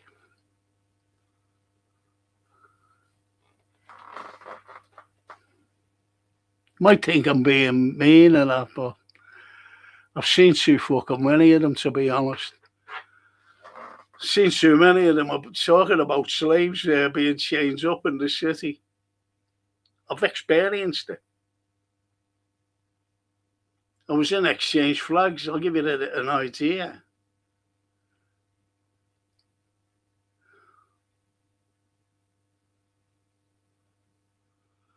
I was in Exchange Flags, and he was this fella, and I was waiting for someone. I was sitting on a bench, and he was talking about the slaves around the monument. And I looked, I went,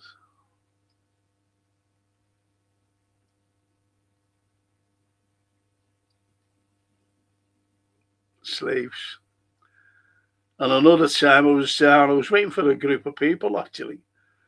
And I was down at the Albert Dock, and there was this woman, and she had a group of people from outside Liverpool. I think there was a couple of Scousers there as well. And I was standing by the pillar, big column, big pillar. And I was just standing there. And she was going on about, and you see these rings, this is where the slaves, this is in the Albert Dock. This is where they were chained.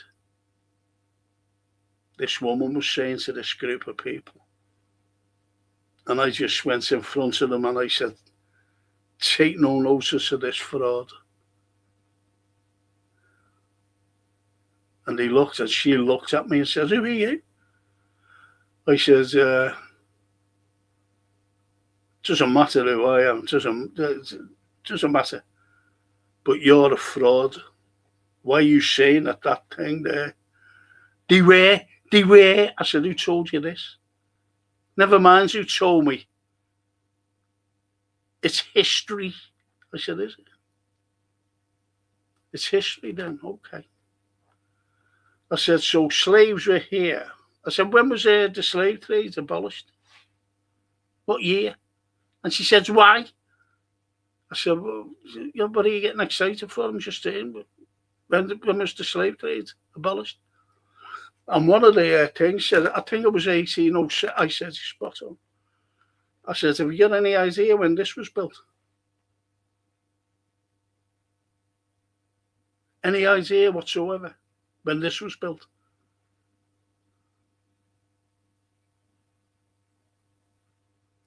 And she never answered. And they, none of them could have answered. I said, well, it was built. I said, it started in 1839. It took 5 years to build. And it was in 1846. So how come slaves were tethered to that? How come? If you're saying that they were, when the slave trade was abolished in 1807. So you're a fraud. You're making this up or telling lies. One of the two. It's history. I said, it's not history. I said, you haven't a clue. And then I said to the people who were there, I said, take no notice of this one. She'd been talking about slaves. She said, they just said, yeah. I said, none landed in Liverpool. It wasn't economically viable. It wasn't it wasn't in the interest of the slavers. Why would they bring them all the way from Africa? Bring them over because they couldn't come up the side of Africa, the West Africa, into like the Bay of Biscay, and they couldn't do it. It was against the currents. So they had to cross the Atlantic towards Brazil, the Caribbean, pass Florida, and then sail up the American Eastern Seaboard, cross the freezing cold waters, ice-packed waters of the Atlantic to sail into Liverpool. How many months would that have taken? And then who would have looked after them here? They were a commodity. They had to be sold right away. No money exchanged. The only thing that they sold them for was goods. Goods.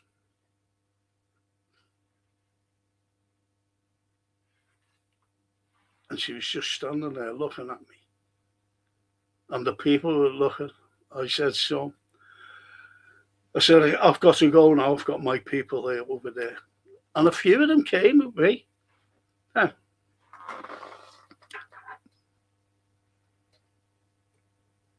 So you get phonies, you've got to watch yourself.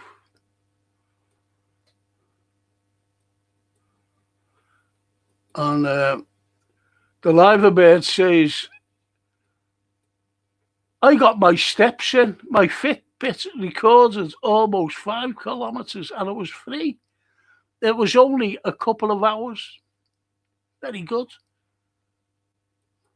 Very good. As long as you got your Fitbit in. I can't even cross the road for a bus. So you're lucky you're working. Liver. See, who pays him as the council, sweetheart.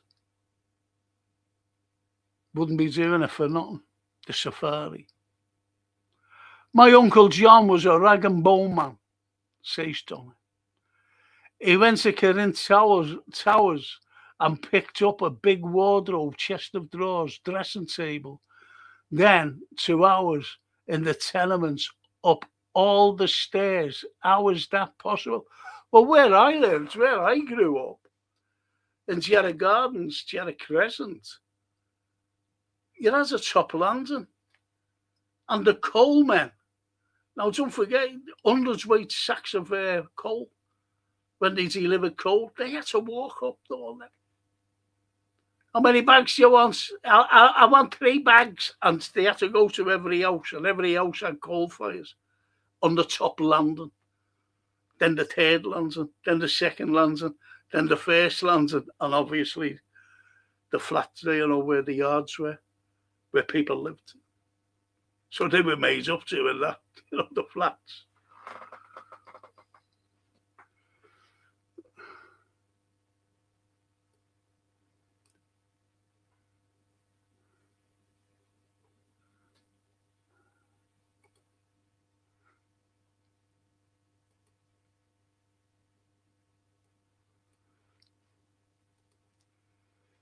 And Linda said, I know so-called historians get people off the cruise ships, charges whatever that is, £10 per person for a walking tour up to the gin factory. Carries info in bits of paper, yeah.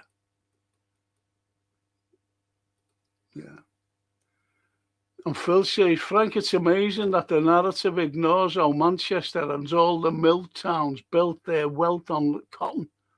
Who picked the cotton? Exactly. It's not only that. Without Liverpool, they all the cotton went from Liverpool into Manchester. And we allowed them, to build the Manchester Ship Canal all the way from Liverpool. And the actual dock is underneath the, that stupid museum that's on the waterfront. That's right underneath the actual dock of the Manchester Ship Canal. And without Liverpool, the mills around there would never have existed. Manchester would never have existed.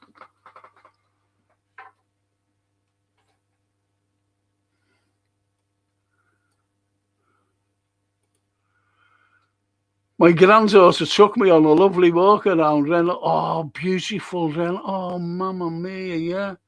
And St. Peter's Cemetery, where Eleanor Rigby grave. I used to love Reynolds Park when I was, with my old partner, We used to go there. It was stunning. Loved it. It's only small, isn't it?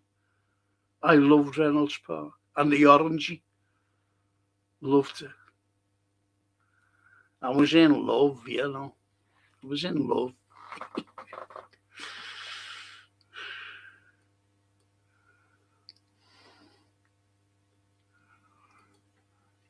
And the liver to Johnny, they don't make them like that anymore. Brawn and common sense.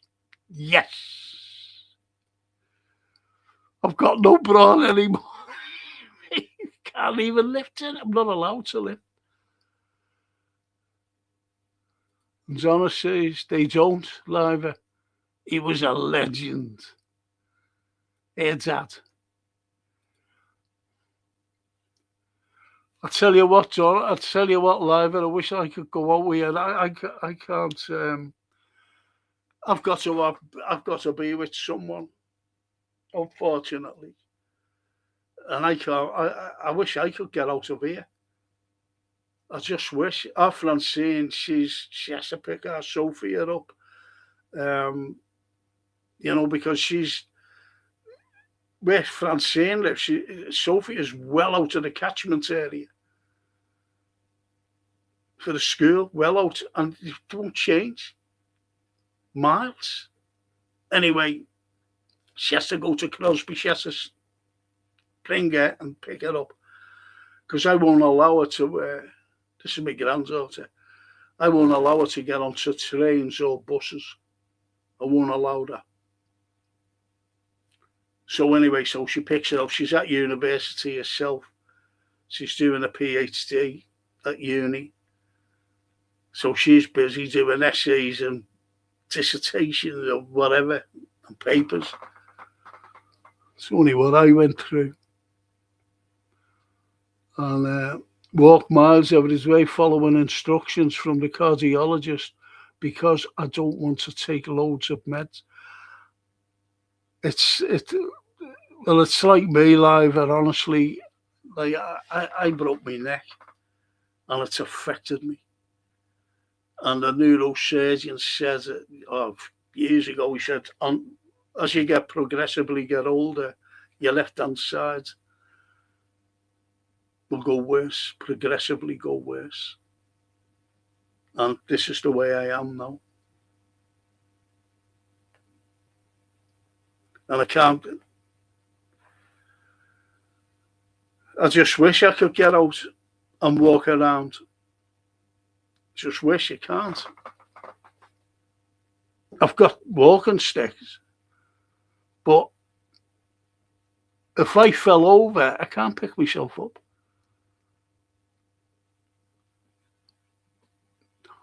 Anyway, that's me. But I understand where you're coming from, Liver, honestly. With medication. £150 for the tour. What tour?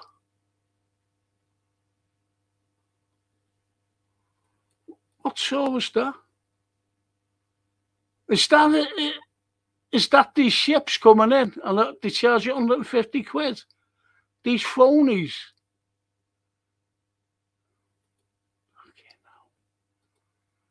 Liverpool's affluence came from being a port. Not only that,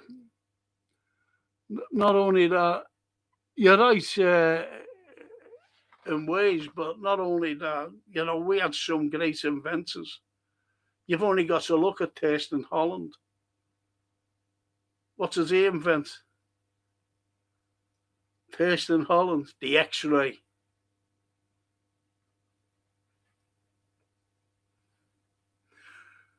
We, in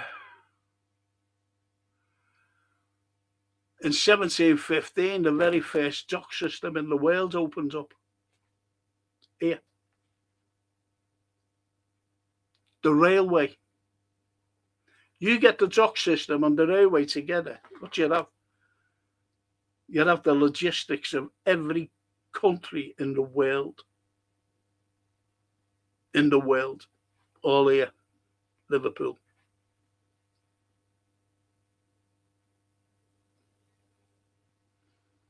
Things we give to the world. Incredible.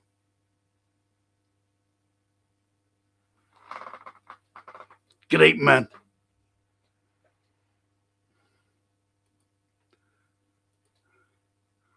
And George says, Frank, if you're ever up my way, Liverpool 24, I'll show you some nice LFC memorabilia, like a fully signed 1979. Oh, go away.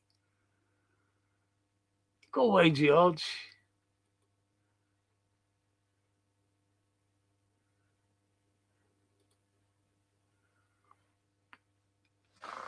I had it for the competition. Someone wanted, I said, no, I'm not fucking doing it. That's it. And it was a signed program by Mo Salah.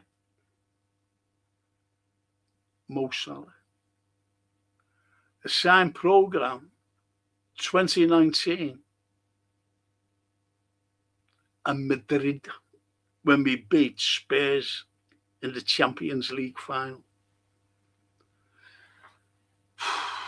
And also something else, which he gave to a dear lady, signed from Mo. It was one of the worst signatures I've ever seen. He said, I had to stitch it out because there was loads of people with Mo trying to get autographs. And well, he stitched it out anyway. He signed it. Gave it to a lovely lady as a present. Frank, I'll get us both a Sinclair C5 Island. We can go out and about. What's a C? Oh, are they them scooter things?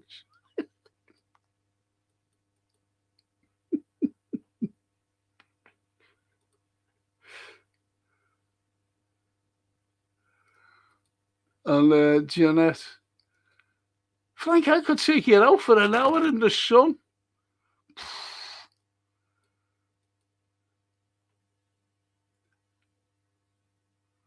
Oh, the T-Pen. Hiya, mate.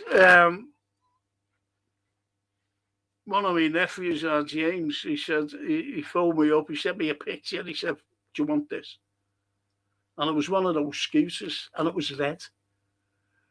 And I said, I don't know. I don't know whether it's pride or what. I said, I don't know. No.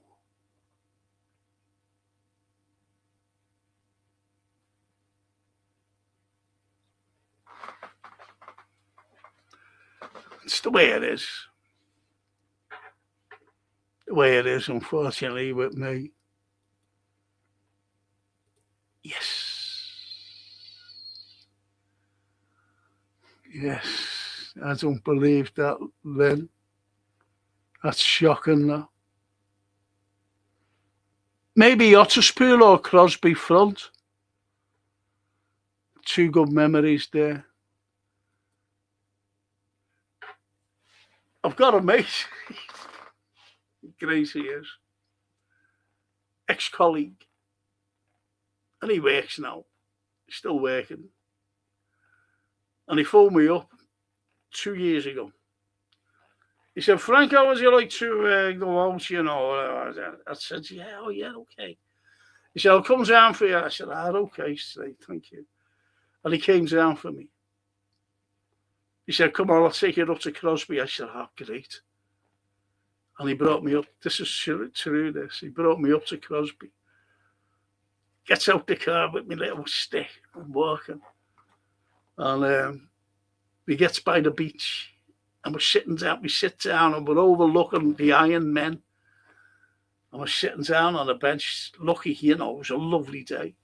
And looking over the Mersey. Oh, I never told you what the Mersey's thing, did I? The Mersey is Mercian. And it's a Mercian language, hence Mersey. And Mersey means boundary. Boundary. Anyway, so we're sitting there. And he went, shall we go? I said, well, we've only been here. He said, so I thought, he's got to go somewhere. So anyway, I said, okay.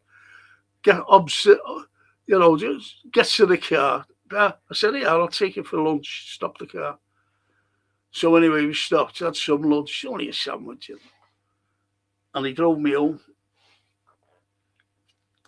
This is genuine, this. I looks at my watch. It's 1:55 when I sat down on the bench in Crosby. And it's 3:20 when I sat down in my living room, looked at my watch, 3:20. So last summer, he phones me up. And he said, would you like to go out? I said, yeah, okay. Jumps in the car again. Whizzes off. Crosby. Same place. We were there 1 hour and 10 minutes. And he said, I said, why? I said, you done it last year to me. And he said, I've got to go to work. Okay. He doesn't teach anymore. He works for the railway. He's a greeter on the railway. Greaser. Now. But anyway, that was it. That's my escapades and going for walks. And the liver. Where's Anthony's exhibition? I might go down to Port Sunlight tomorrow. It's in a library. I don't know. Honestly, I don't know where liver. I wish I did know. It's in a I don't know the name of the library. And it would be a great exhibition, by the way, because you should see the paintings he's done. And I'm talking about the likes of Dickens, the likes of William Blake. Beautiful. And it's on, if he gets in touch with me,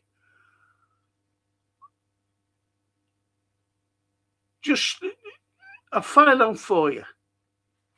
I'll find out for you where it is. But it's in a library and it's on for months. So, you'll be able to go down in the summer or whatever, when it's nice. Live, honestly. Seriously, Frank. I'll keep that in mind, Gianna. Thank you. I really will. And Donna says, Frank, I've got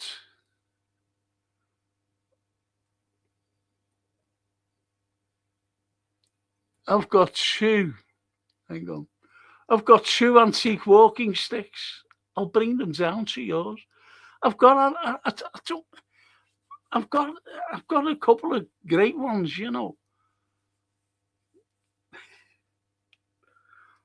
I've got one. My daughter, it was my birthday, and she came down, and she said, "Hey, Dad," and it was like.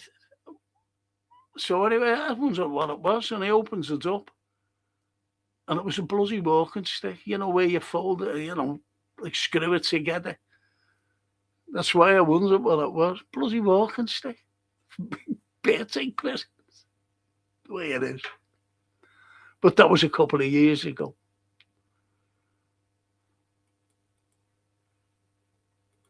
Crosby's gorgeous, says the T. Glorious sunsets. I never had a time to have a look at any sunsets. Looked at the Iron Man and came home.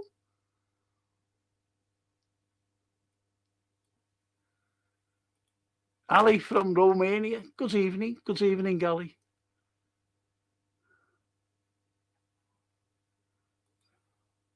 And Phil says, Frank, health is wealth, but too soon, old, too late, smart. Yes. Totally agree with that. And Janet said, I would like to catch Anthony's exhibition.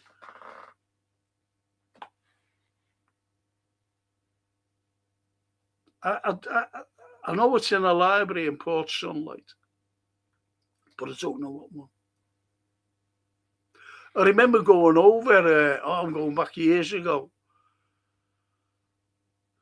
and they were opening up something. They asked me to go over and give a talk about Wilfred Owen.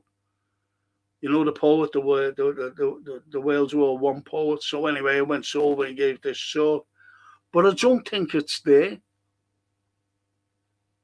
That was in Birkenhead, though. But this is in Port Sunlight. I've given a couple of talks in Port Sunlight. And he brought me over. Anthony and Lorraine.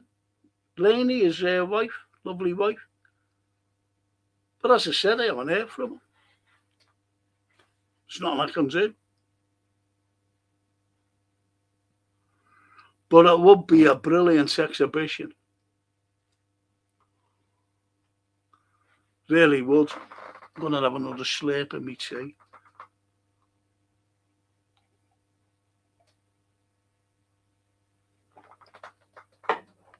I get no exercise, put on loads of weight.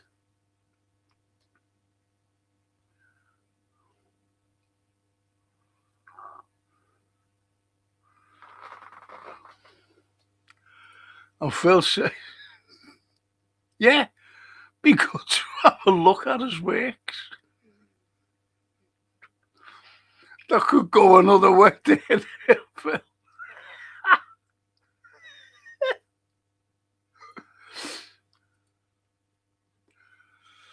I've never seen the Iron Men.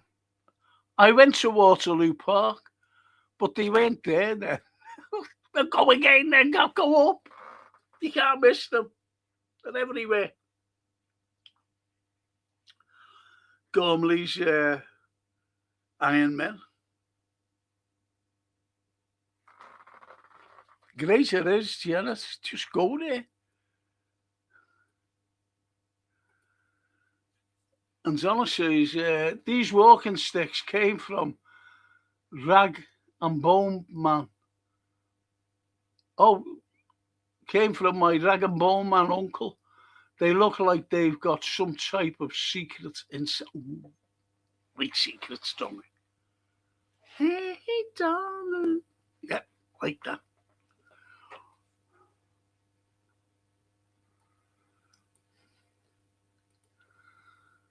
George says, I would take you to put some flowers on Sir Bob's grave in Wilton. Sir Bob. Oh. Never seen it, you know. The great Bob. Greatest manager of all time. British manager.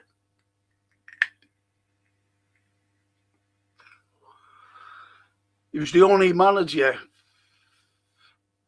at the time to win 3 European Cups with the one club. And I'm talking Europe, not just here in this country. The only manager to stay with one club and win 3 European Cups at the time.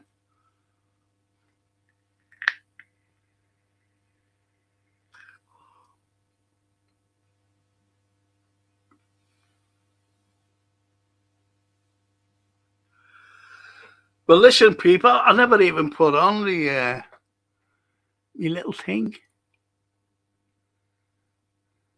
Oh, they are, look, there it is.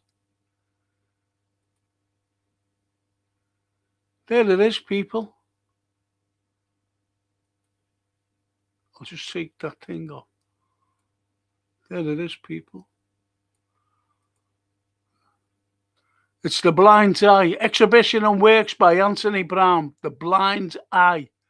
The gallery at Bridge Cottage, Port Sunlight. From April the 11th to the 29th of August.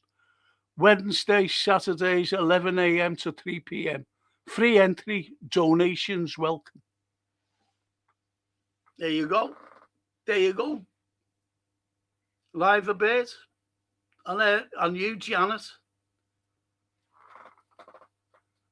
The gallery at Bridge Cottage, Port Sunlight Village. It'll be fantastic, you know that. Be a fantastic. You want to see the paintings? It'll be absolutely brilliant.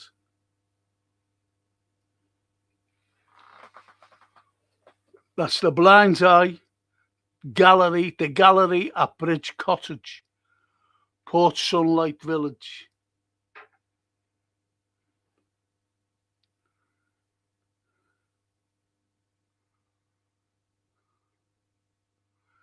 You actually said that.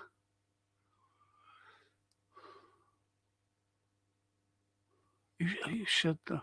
Stand back, you see the face. Look close, you see the life. Forget who said that.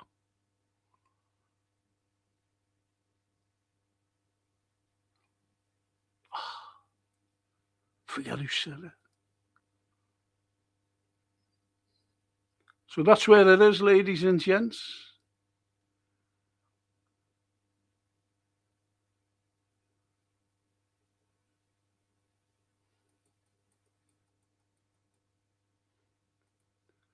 And Phil says, Frank, the best chat I had where a Liverpool player was with Schmeichel. He was really nice fella, and he scored a cracker, didn't he, in Istanbul, and a penalty to win it. Scored the second, didn't he?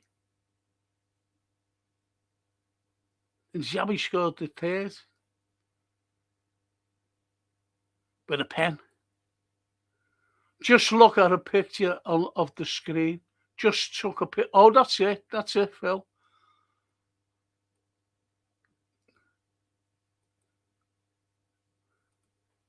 Bob was my favourite as well. Greatest manager. And the lovely Liverbird. I just Googled an exhibition, Port Sunlight, and it says Anthony Brown behind the eye at the bridge. That's it. There it is on the screen. Live. Good for you, Liverbird. You go and see a great exhibition. No, I won't go. I don't think he's talking to me for some reason, so I won't be bothering going. I was supposed to be talking about the likes of the Dickens. The likes of Dickens. I was talking about, I'm a literature buff. I'm a specialist on Shakespeare. I would have been talking about Dickens, I would have been talking about Blake, I would have been talking about and the rest of them that was painted.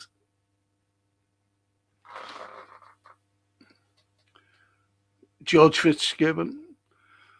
Andrew Schofield, yeah, he's related to Anthony. Great fella, Andrew, great. He's the best actor out of Liverpool, Andrew Schofield. I remember going to Stephen Graham's birthday. He was up, and we went to see a play with Andrew in. There was only two, him and what's his name, Fletcher. I forget his fucking name. And he was only the two of them on stage. Brilliant.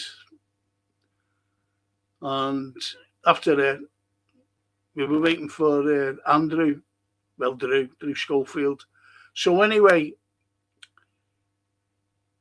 Drew said, I'll see he's up there. Okay. So anyway, we were walking up, and I was talking to, there's only me and Stephen Graham going up to his party. And anyway, he said, Andrew Schofield, he said, Scoey, he said, is the best actor to come out of Liverpool. That's what he said, Stephen Graham.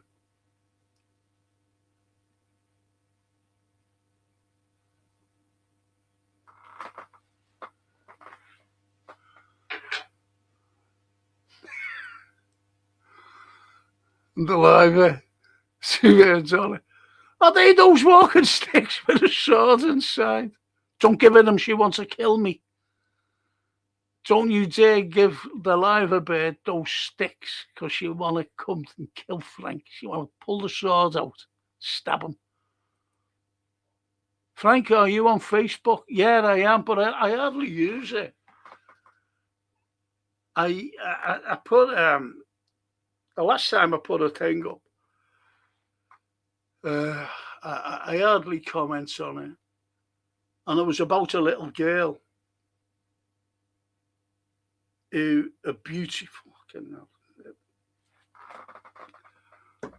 I'll show you. Just bear with me on this, please, people.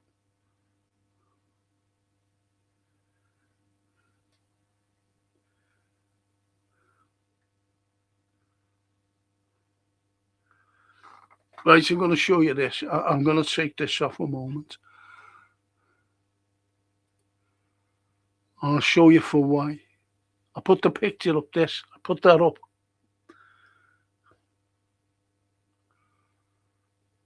And that fella there gives her that lollipop. Look at her. Please look at her. Please look at that child. Look. her eyes fill up as they well up.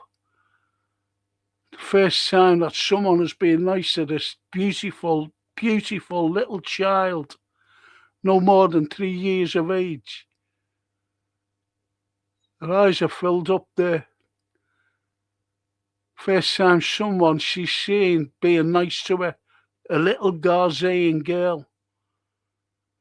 And some fucker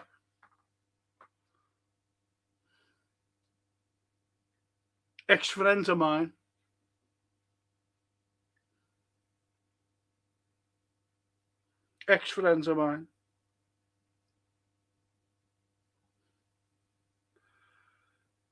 said it was a Hamas propaganda.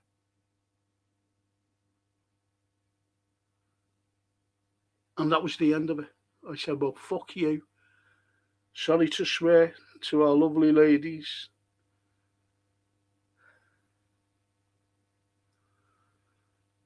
That beautiful. Look at that. Said that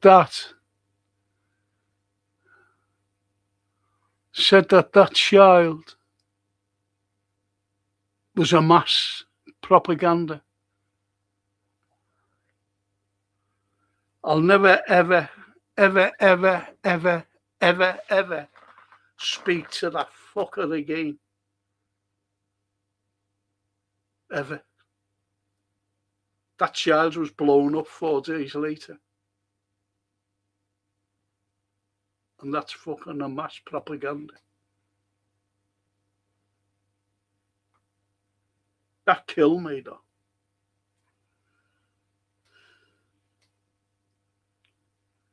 Still does. Every fucking time. Every time.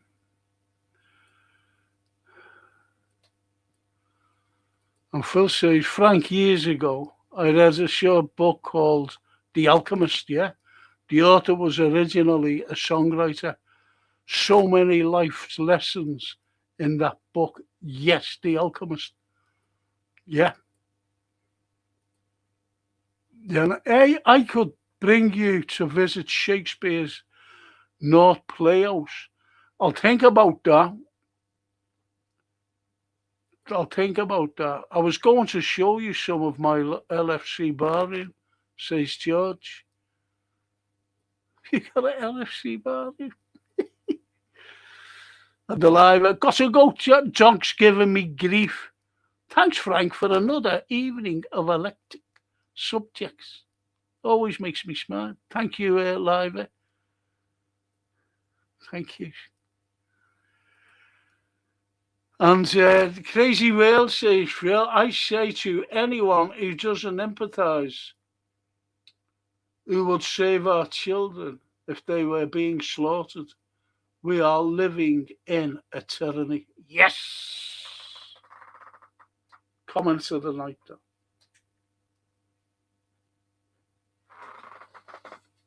We're living in a world that's full of, I don't know, war criminals.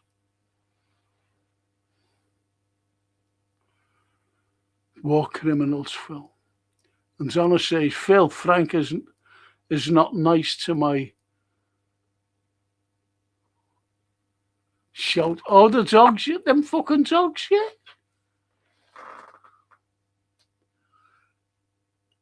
We were on the phone together, and all of a sudden, a dog yapping. And I'm saying, what are you saying? Shut the dog up. Kenneth, that's a nice little dog. Well, anyway, I'm going to finish on that. If you want to join me tomorrow night for somewhere football, by all means do. 7 o'clock. And then I'm going to finish at 8 o'clock. I am. Finish at 8. And then do nothing. And I won't be on Wednesday. I'll be on Thursday as well. Okay, so join me if you want tomorrow night for some football for an hour. Then I'll watch the match myself in comfort on my chair. And on that note, thank you, boys and girls. And Phil's laughing his little heads off as usual. And about the dog. Don't think too long, Frank. Life is a living, yes.